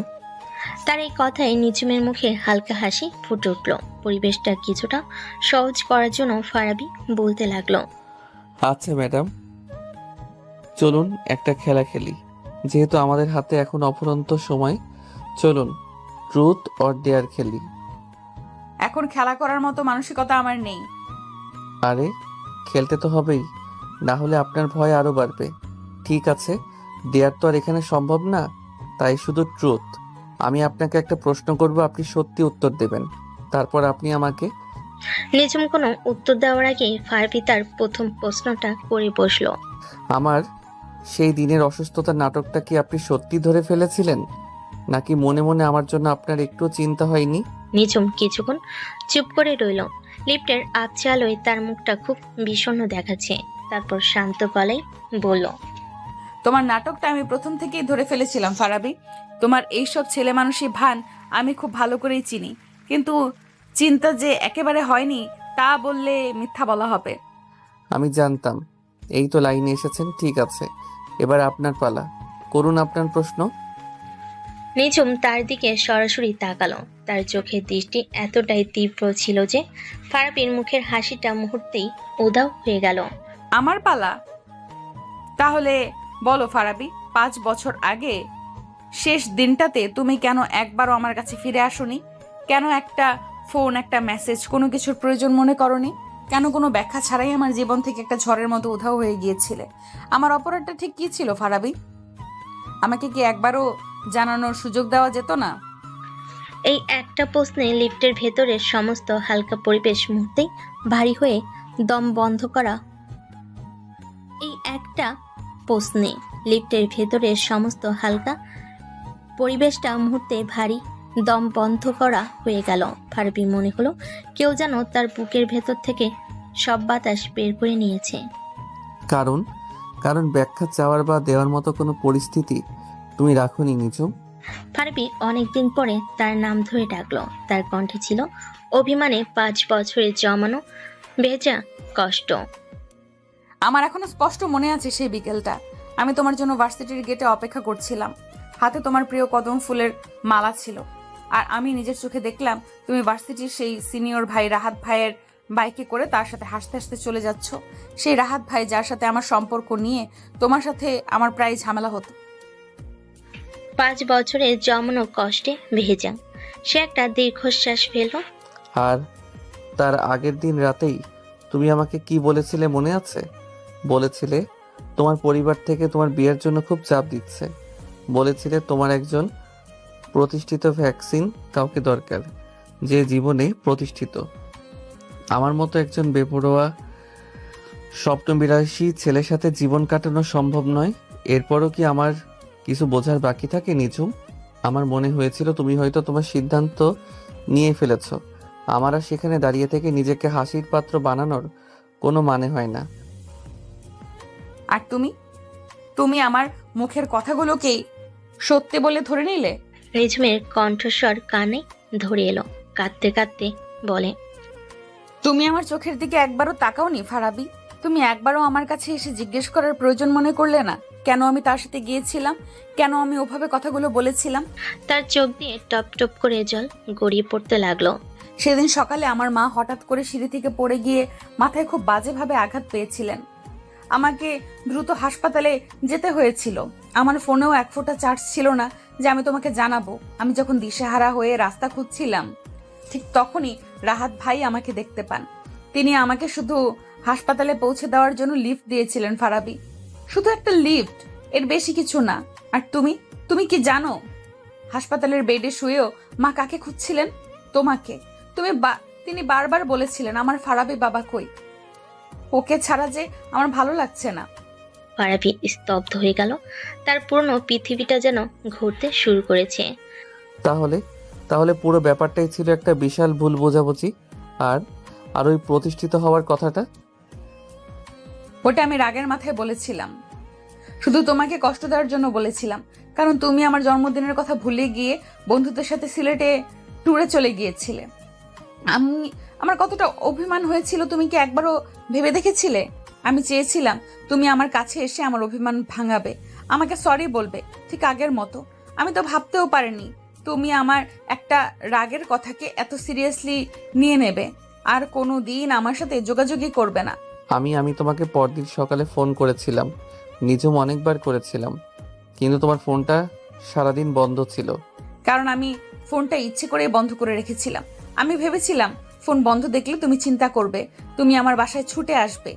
আমি সারা দিন দরজার দিকে তাকিয়ে তোমার জন্য অপেক্ষা করেছিলাম। ভেবেছিলাম এই বুঝি তুমি এলে। ভেবেছিলাম তুমি এসে আমাকে বকা দেবে, আমার সাথে ঝগড়া করবে, তারপর জড়িয়ে ধরে বলবে সরি, আর কোনোদিন এমন হবে না। কিন্তু তুমি আসোনি ফারাবি, তুমি আর কোনোদিনও আসোনি। লিফটে সেই ছোট্ট অন্ধকার জায়গায় দুটো ভাঙা হৃদয় আজ 5 বছর পর তাদের ভুলের আর ইগোর তাদের জেদের মুখোমুখি হলো। এই 5টা বছরে তারা হয়তো জীবনের অনেক এগিয়ে গেছে, কিন্তু তাদের ভেতরটা যে এখনো সেই পুরনো ক্ষতটাই বয়ে বেড়াচ্ছে। তা আজ তারা দুজনেই বুঝতে পারলো। ফারাবি আর নিজেকে সামলাতে পারলো না। সে নিঝুমের কাছে গিয়ে 2 কাঁধে হাত রাখলো। তার নিজের চোখ দিয়েও জল গড়িয়ে পড়ছে। আমি আমি খুব বড় একটা ভুল করে ফেলেছি নিঝুম। আমি তোমাকে বিশ্বাস করতে পারিনি। আমি আমার ইগোকে তোমার ভালোবাসার চেয়েও বড় করে দেখেছিলাম। প্লিজ যদি পারো আমাকে মাফ করে দাও। নিঝুম তার বুকে মাথা রেখে কান্নায় ভেঙে পড়ল। ভুলটা শুধু তোমার ছিল না ফারাবি, আমারও ছিল। আমার অভিমানটা খুব বেশি ছিল। আমারও উচিত ছিল তোমাকে সবকিছু খুলে বলার। ঠিক সেই মুহূর্তেই একটা ঝাঁকুনিতে লিফটের ভেতরে হলদে আলোটা নিভে গিয়ে উজ্জ্বল সাদা আলো জ্বলে উঠল। পাওয়ার চলে এসেছে। লিফটটা ধীরে ধীরে নিচের দিকে নামতে শুরু করলো, কিন্তু ফারাবি আর নিঝুম কেউই একে অপরের কাছ থেকে সরল না। তারা একে অপরকে আরো শক্ত করে জড়িয়ে ধরে দাঁড়িয়ে রইল। আজ 5 বছর পর তার জন্য আবার নতুন করে নিঃশ্বাস নিতে পারছিল। বাইরের পৃথিবীতে তারা হয়তো এখনো বস আর কর্মচারী, কিন্তু লিফটের ভিতরে এই মুহূর্তটা তাদের পুরনো সম্পর্কটাকে আবার জাগিয়ে তুলেছে। এক নতুন শুদ্ধ ভালোবাসার নতুন দরজা খুলে দিয়েছে। পরের দিন সকালে অফিসে ঢোকার পর থেকে পরিবেশটা কেমন অদ্ভুত। ফারাবি যখন তার ডেস্কে এসে বসলো, তখন তার আর নিঝুমের দিকে তাকাতে কেমন যেন লজ্জা লাগছিল, আবার এক ধরনের অধিকারবোধ কাজ করছিল। গতকাল রাতের ওই ঘটনার পর তাদের মধ্যকার সমস্ত তিক্ততা, সমস্ত পেশাগত দূরত্বের দেওয়াল যেন এক ঝটকায় ভেঙে পড়েছে। রিয়াদ তার কিউবিকলে উকি দিয়ে বলল, কিরে দোস্ত, কাল রাতে তোদের দুজনের কি হয়েছিল? তোরা তো অফিস থেকে বের হওয়ার পর আর ফোনই ধরলি না। আর আজকে ম্যাডামের মুখটাও কেমন যেন মেঘ কেটে যাওয়া শরবতের আকাশের মতো পরিষ্কার লাগছে। কাহিনী কি? তেমন কিছু না, শুধু 5 বছরের পুরনো একটা অপারেটিং সিস্টেম আপডেট দিয়ে নতুন করে রিবুট করলাম আর কি। সে যখন কাজ শুরু করতে যাবে ঠিক তখনই অফিসের পিয়ন এসে তার ডেস্কে একটা সুন্দর করে র্যাপিং পেপারে মোড়ানো ছোট্ট বাক্স রেখে গেল। ফারাবি আরও অবাক হলো, নিঝুম থেকে গিফট পাঠিয়েছে। সে সাবধানে র্যাপিং পেপারটা খুলো। ভেতরে একটা ডামি ব্যান্ডের সুন্দর দেখতে কফি মগ, আর মগের ভেতরে একটা ভাঁজ করা চিরকুট। ফারাবি চিরকুটটা খুলো। ভেতরে নিঝুমে মুক্তার মতো হস্তাক্ষরে লেখা, কাল রাতের ঘটনার জন্য আমি দুঃখিত। আমারও তোমাকে বিশ্বাস করা উচিত ছিল। আর হ্যাঁ, এটা তোমার জন্য, যাতে ভবিষ্যতে তোমাকে আর আমার তেতো কফির মগে কফি খেতে না হয়। চিরকুটটা পরে ফারাবি ঠোঁটের কোণে এক চিলতে হাসি ফুটে উঠল। সে মগটা হাতে নিয়ে দেখলো সেটার গায়ে খুব সুন্দর করে ডিজাইন করে লেখা, ওয়ার্ডস ও গেস্ট এমপ্লয়ি। বাহ, সরি বলার সাথেও খোঁচা মারাটা এখনো ছাড়তে পারিনি। সে উঠে দাঁড়িয়ে নিঝুমের কাছের কেবিনের দিকে তাকালো। নিঝুম তখন কাজ করার ভান করলো আর চোখে তাকিয়ে দেখছিল।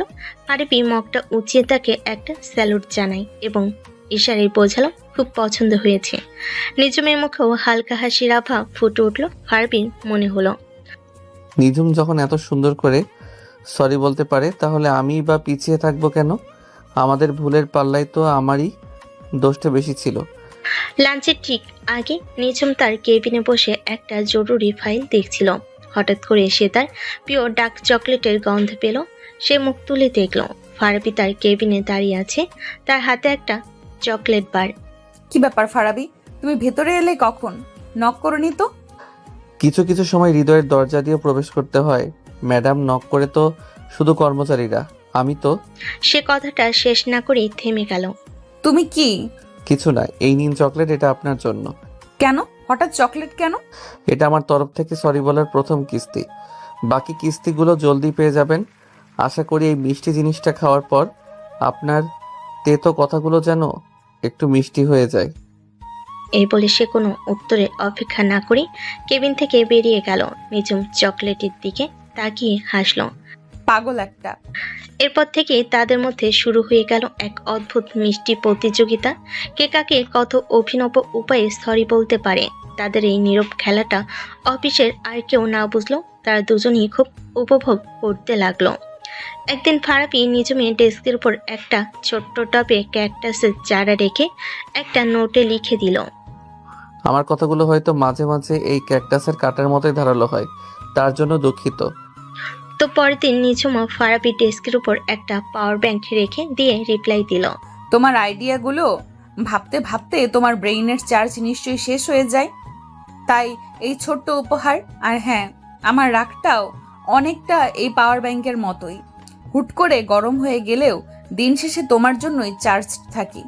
আরেকদিন ফারাবি দেখলো নিজুম কাজের চাপে লাঞ্চ করতে যেতেই ভুলে গেছে। সে চুপচাপ বাইরে থেকে তার প্রিয় খাবারগুলো অর্ডার করে এনে পিয়নের হাতে দিয়ে তার কেবিনে পাঠিয়ে দিল, সাথে চিরকুট। পেটে খালি বোমা নিয়ে তো আর যুদ্ধ করা যায় না বস, তাই আপনার জন্য রসদ পাঠিয়ে দিলাম, খেয়ে নিন। আপনার না হয় আবার আমার উপর গোলাবর্ষণ করবেন। তো তার জবাবে নিজুম বিকেলবেলা ফারাবির জন্য কফি বানিয়ে পাঠিয়ে দিয়ে একটা ছোট্ট নোটে লিখলো, তোমার চেয়ে বেশি আমি দোষী ছিলাম।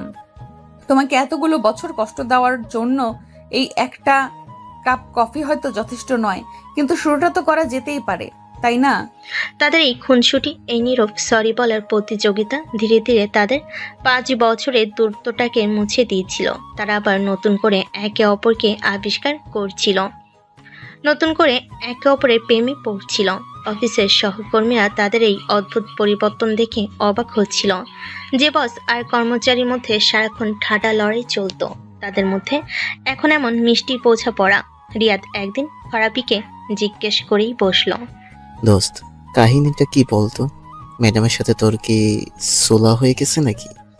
আজকাল তো দেখি তোদের মধ্যে শুধু উপহার চলাচলই হয়। ফারাবি তার নতুন কফি মগে চুমুক দিতে দিতে একটা রহস্যময় হাসি হেসে বলল, খেয়ে নিন, তারপর না হয় আবার আমার উপর গোলাবর্ষণ করবেন। আর এটা সংশোধন নয় বন্ধু, এটা হলো যুদ্ধের নতুন স্ট্র্যাটেজি। একে বলে ভালোবাসার স্নায়ুযুদ্ধ। এভাবেই খুনসুটির মাধ্যমে আরো কেটে গেল 2 সপ্তাহ। আজ তারা কোম্পানি থেকে যাচ্ছে কক্সবাজার ট্যুরে। এক্সকিউজ মি ম্যাডাম, আপনার পারমিশন ছাড়া কি আমি আপনার পাশের সিটটাতে বসতে পারি, নাকি এখানে বসার জন্যেও আমাকে আলাদা করে অ্যাপয়েন্টমেন্ট নিতে হবে?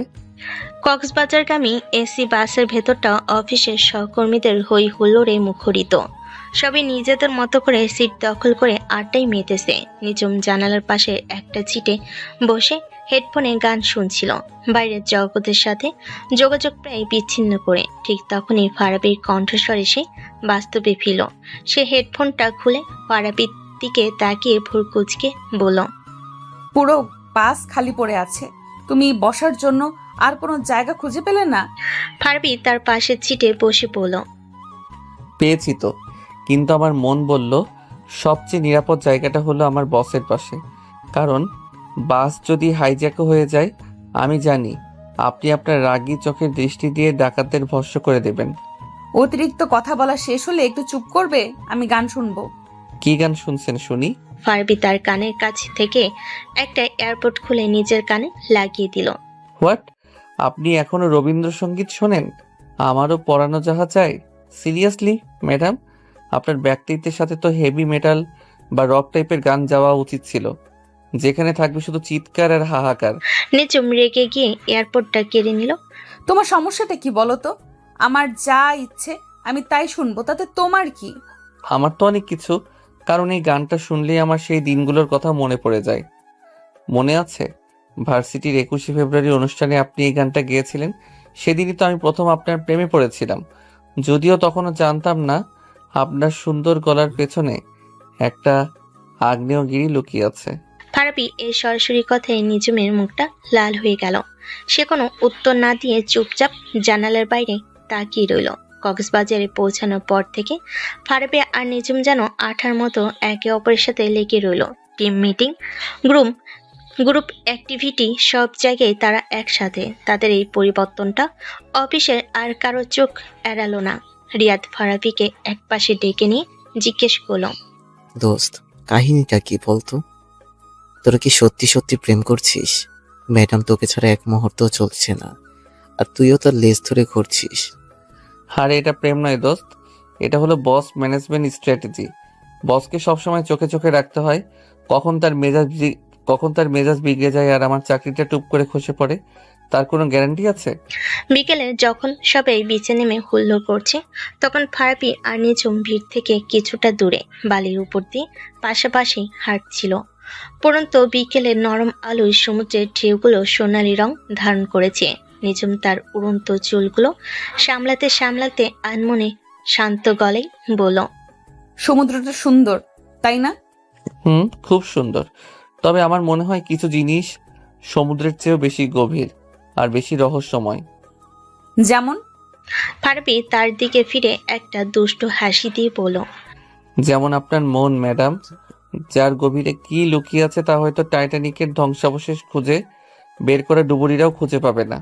আপনার মনে এখনো আমার জন্য কোনো জায়গা আছে, নাকি সেটা অফিসের ফাইলের নিচে চাপা পড়ে গেছে? আবারও ফাজলামি শুরু করলে? নিঝুম তার দিকে এমনভাবে তাকালো যেন এখনই বকা দেবে, কিন্তু পরক্ষণই তার গলার স্বর নরম হয়ে এলো। আর হ্যাঁ, এখানেও আপনি ম্যাডাম বলার কোনো দরকার আছে? আশেপাশে আর অফিসের কেউ নেই যে। আরে অভ্যাস হয়ে গেছে তো। সকালে ঘুম থেকে উঠে আজকাল মায়ের বদলে আপনাকে গুড মর্নিং ম্যাডাম বলে ফেলি প্রায়। আমার তো ভয় হচ্ছে বিয়ের পর নিজের বউকেও আবার ম্যাডাম বলে ডেকে না ফেলি। অতিরিক্ত কথা বলবে না। নিঝুম হাসার চেষ্টা করে বলল, যদিও তার গাল দুটো লজ্জায় লাল হয়ে গেছে। এখানে আমরা বস বা কর্মচারী নই, এখানে আমরা শুধু আমরা। ফারাবি তার দিকে ঝুঁকে এসে জিজ্ঞেস করলো, আমরা? আমরা শব্দটার মানে কি? আমি সেটাই ধরে নিতে পারি যা আমি গত 5 বছর ধরে ভাবতে চেয়েও পারিনি। এখনো যদি বুঝতে না পারো তাহলে বুঝতে হবে তোমার মাথায় শুধু গোবরই ভরা। নিঝুম তাকে হালকা ধাক্কা দিয়ে সামনে এগিয়ে গেল। চলো হাঁটি। ফারাবি তার পেছন পেছন হাঁটতে হাঁটতে বলল, আচ্ছা নিঝুম, একটা প্রতিযোগিতা হয়ে যাক। ওই যে দূরে ওই ঝিনুকের স্তূপটা দেখছো, চলো দেখি কে কার আগে ওখানে পৌঁছাতে পারে। যে হারবে সে আজকে ডিনারের বিল দিবে। আমি তোমার মতো বাচ্চাদের মতো দৌড় প্রতিযোগিতা করি না। তাহলে তো তুমি হেরেই গেলে। ঠিক আছে, ডিনারের বিলটা আমি দিয়ে দিব।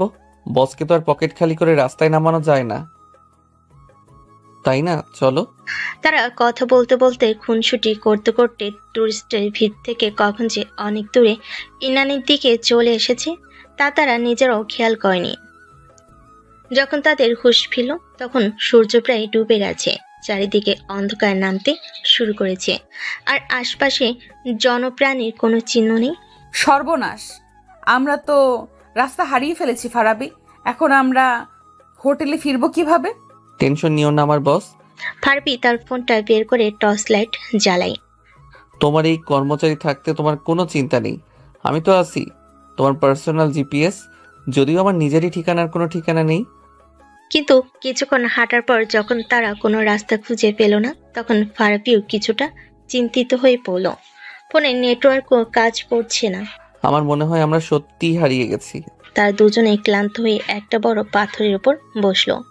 চারিদিকে শুধু সমুদ্রের গর্জনার বাতাসের শোষ শব্দ। আকাশের হাজারো তারা যেন তাদের দিকে তাকিয়ে মিটিমিটি হাসছে। নিঝুম রেগে গিয়ে বলল, সব তোমার জন্য হয়েছে। তোমার এই ফালতু প্রতিযোগিতার জন্যই আজ আমাদের এই অবস্থা। বাহ, দোষটা আমার হয়ে গেল। আমি যখন তোমাকে ফিরতে বলছিলাম তখন তো তুমিই বলছিলে আরেকটু হাঁটি, বাতাসটা খুব ভালো লাগছে। এখন কি হলো?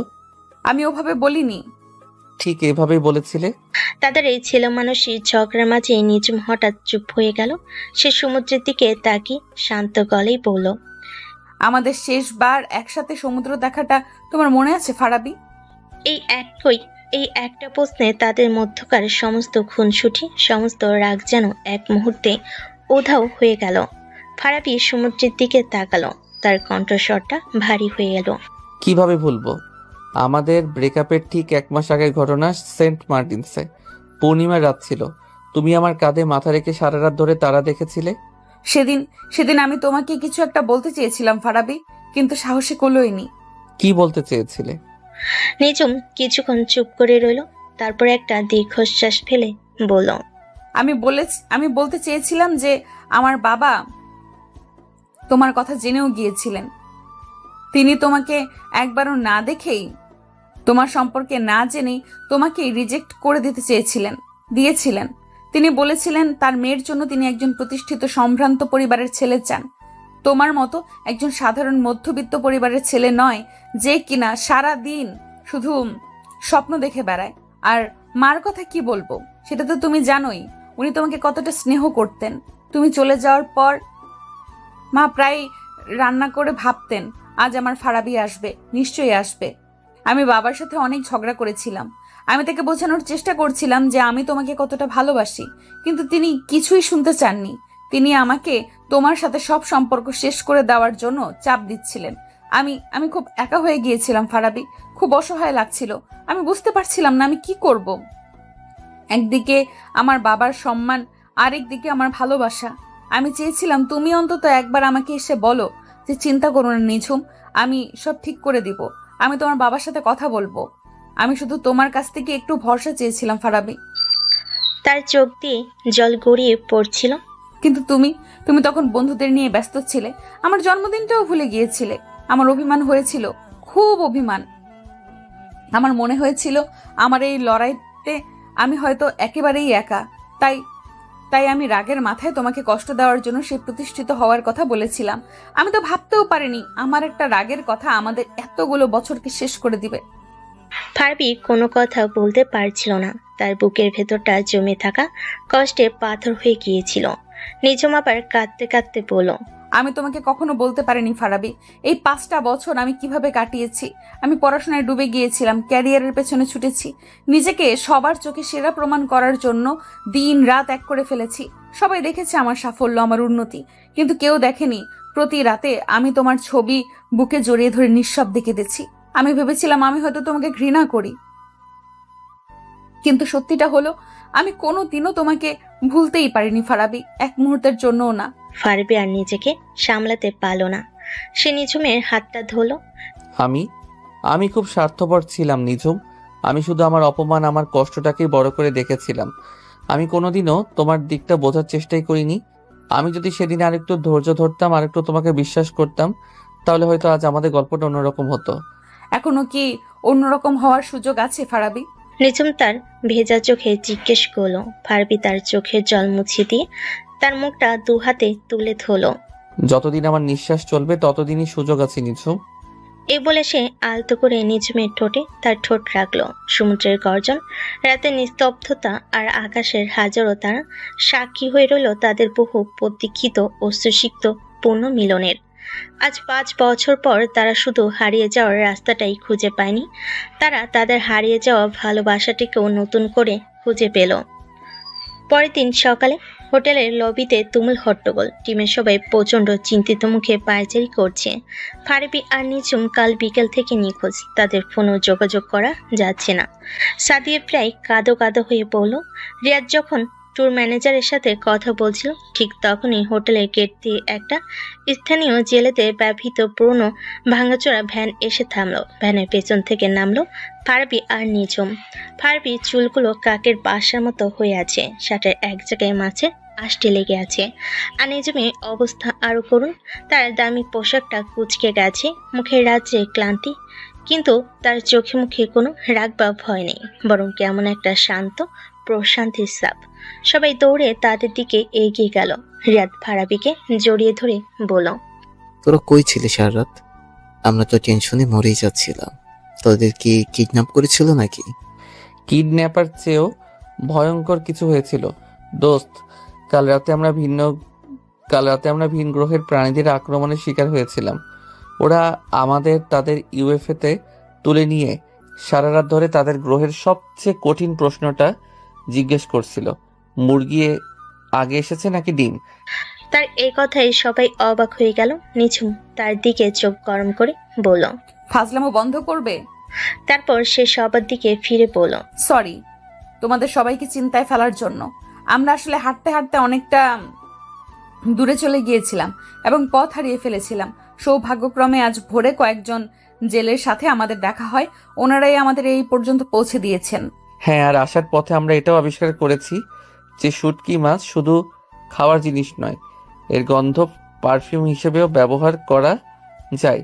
ম্যাডামের কাছ থেকে এই নতুন জ্ঞানটা লাভ করলাম। নিঝুম তাকে কোনো দিয়ে একটা গুতা মেরে বলল, চুপ করো।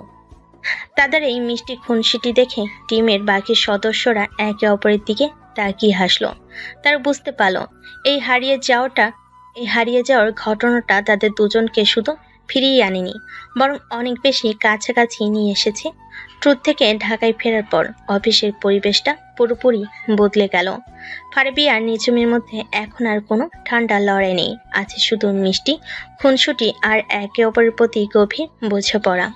ফারাবি এখন আর নিঝুমকে রাগানোর জন্য ফাজলামি করে না, বরং তাকে হাসানোর জন্য। আর নিঝুমও তার বসের খোলসটা অনেকটাই সরিয়ে ফেলে ফারাবি ছেলে মানুষগুলো উপভোগ করে। কিন্তু তাদের এই সুখ বেশি দিন স্থায়ী হলো না।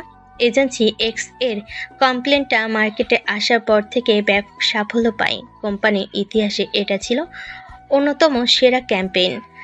সাফল্যের পুরো কৃতিত্বটাই ছিল ফারাবি, কিন্তু কোম্পানি ম্যানেজমেন্ট, বিশেষ করে সিওর সম্বন্ধী মার্কেটিং হেড মিস্টার জামান এই সাফল্যটা ঠিক মেনে নিতে পারছিলেন না। তিনি প্রথম থেকেই ফারাবিকে পছন্দ করতেন না। একদিন কোম্পানির মান্থলি পারফরমেন্স রিভিউ মিটিংয়ে সিও মিস্টার করিম ক্যাম্পেইনটার সাফল্যের জন্য পুরো টিমকে অভিনন্দন জানালেন। এ কথা শোনার সাথে সাথে ফারাবির মুখটা ফ্যাকাশে হয়ে গেল। পুরো ক্যাম্পেইনটার আইডিয়া থেকে শুরু করে এক্সিকিউশন পর্যন্ত সবকিছু তো সে একা করেছে, আর আজ তার নামটাই নেওয়া হলো না। মিস্টার জামান, যিনি এই প্রজেক্টের কোনো খবরই রাখেনি, তিনি সব ক্রেডিট নিয়ে নিলেন। ফারাবি অপমানিত বিধ্বস্ত বোধ করছিল। সে একবার নিঝুমের দিকে তাকালো। নিঝুমের মুখও রাগে লাল হয়ে গেছে। মিটিং শেষে ফারাবি যখন হতাশ হয়ে নিজের ডেস্কে বসে আছে, তখন নিঝুম তার কেবিনে তাকে ডেকে পাঠালো। আমি খুব দুঃখিত ফারাবি, আমি ভাবতেও পারিনি জামান সাহেব এতটা নিচে নামতে পারেন। তুমি চিন্তা করো না, আমি বাদ দাও নিঝুম, এটাই হয়তো নিয়ম। আমাদের মতো সাধারণ কর্মচারীদের কাজ হলো শুধু পরিশ্রম করে যাওয়া, আর ক্রেডিটগুলো বড় স্যারদের পকেটে যায়। নতুন কিছু নয়, আমি হাল ছেড়ে দিয়েছি। কে বলেছে তোমাকে হাল ছাড়তে? নিঝুমের কণ্ঠস্বর হঠাৎ করে কঠিন হয়ে গেল। তুমি হাল ছাড়তে পারো, কিন্তু আমি ছাড়বো না। এটা শুধু তোমার লড়াই নয়, এটা এখন আমারও লড়াই। তুমি শুধু চুপ করে বসে দেখো আমি কি করি। পরদিন সকালে নিঝুম সরাসরি সিও মিস্টার করিমের রুমে ঢুকলো।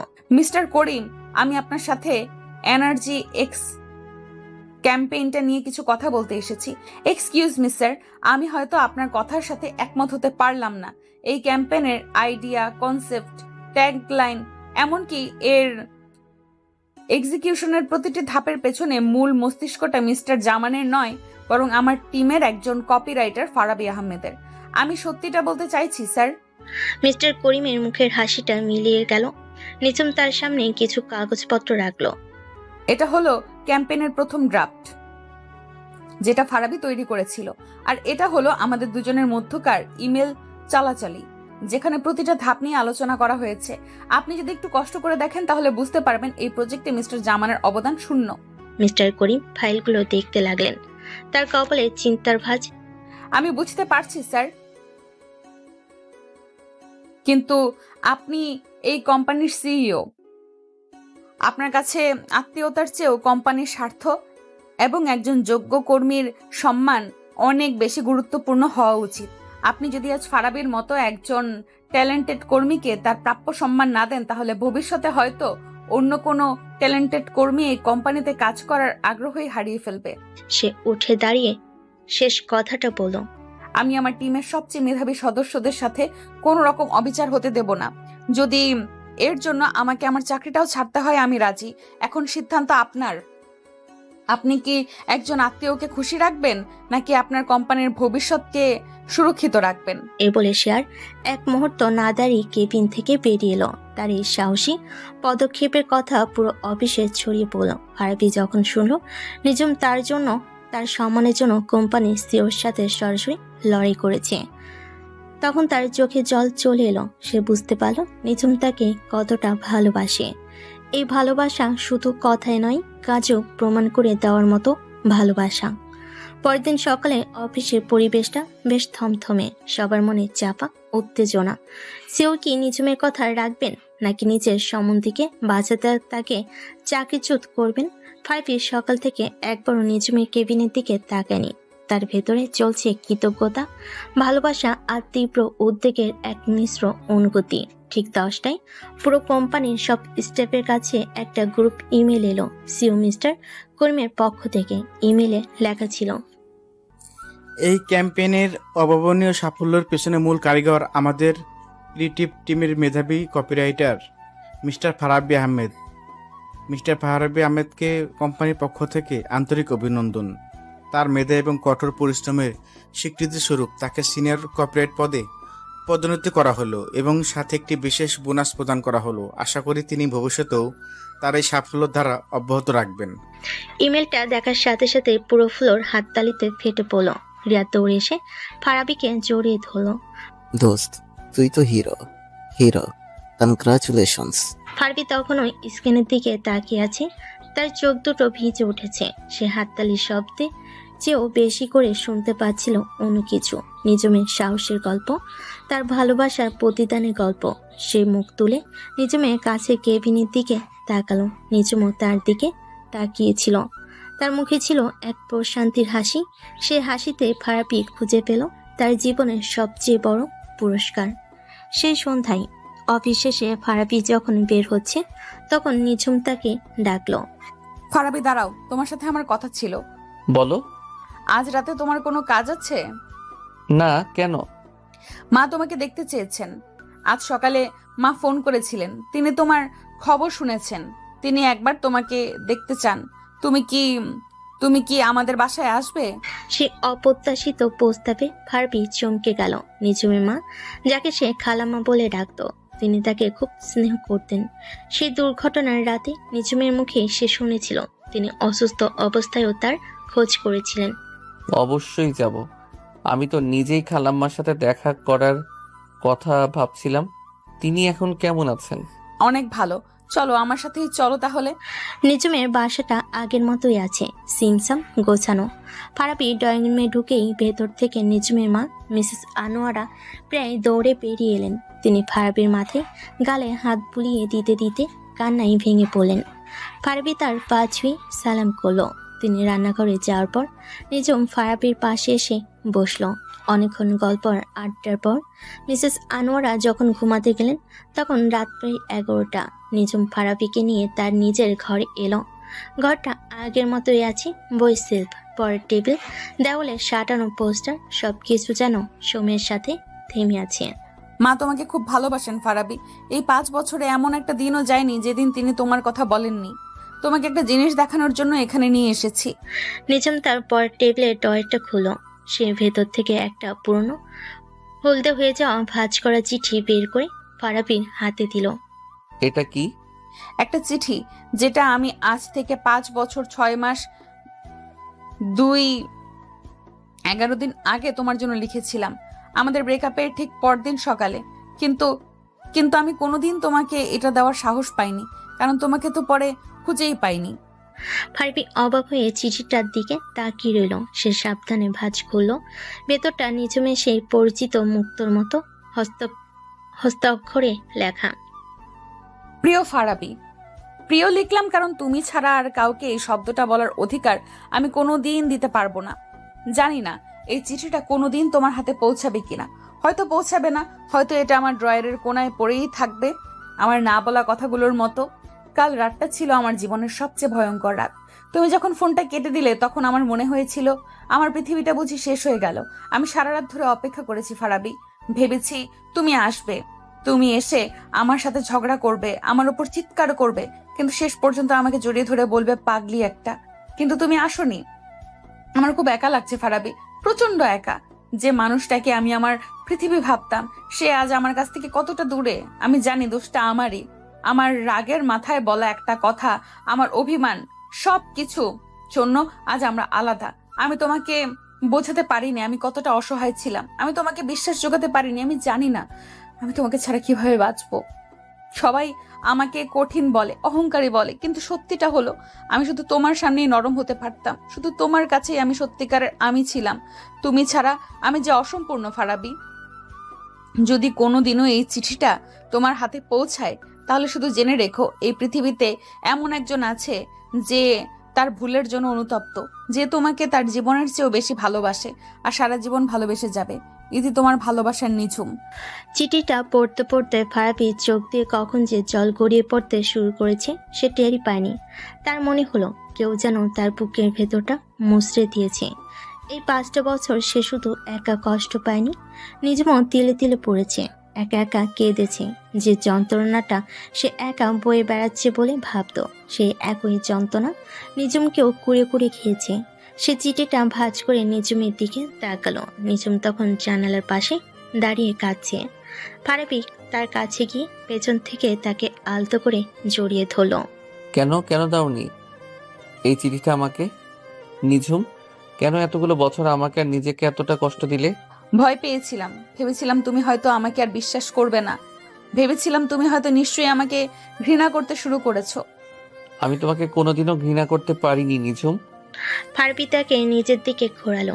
সে তার মুখটা দুহাতে তুলে ধরে তার চোখের জল মুছে দিল। আমি হয়তো রাগ করেছি, অভিমান করেছি, কিন্তু তোমাকে ভালোবাসতে ভুলে যাইনি এক মুহূর্তের জন্যেও। সে নিজুমের কপালে একটা গভীর চুমু খেলো। আর একটা মুহূর্ত তোমাকে ছাড়া থাকতে চাই না নিঝুম, আর একটা সেকেন্ডও না। আমি তোমাকে ভালোবাসি, খুব খুব খুব ভালোবাসি। আমিও তোমাকে ভালোবাসি ফারাবি। আমার জীবনের প্রথম এবং শেষ ভালোবাসা তুমি ফারাবি। সেই রাতে নিজুমের সেই স্মৃতি ভরা ঘরে দুটো বিচ্ছেদী হৃদয় তাদের সমস্ত ভুল, সমস্ত অভিমানকে পেছনে ফেলে আবারও এক হয়ে গেল। তাদের 5 বছরের দীর্ঘ অপেক্ষা, তাদের না বলা কথা, তাদের চোখের জল, সবকিছু যেন আজ পূর্ণতা পেল তাদের ভালোবাসার নিঃস্বার্থ স্বীকারোক্তিতে।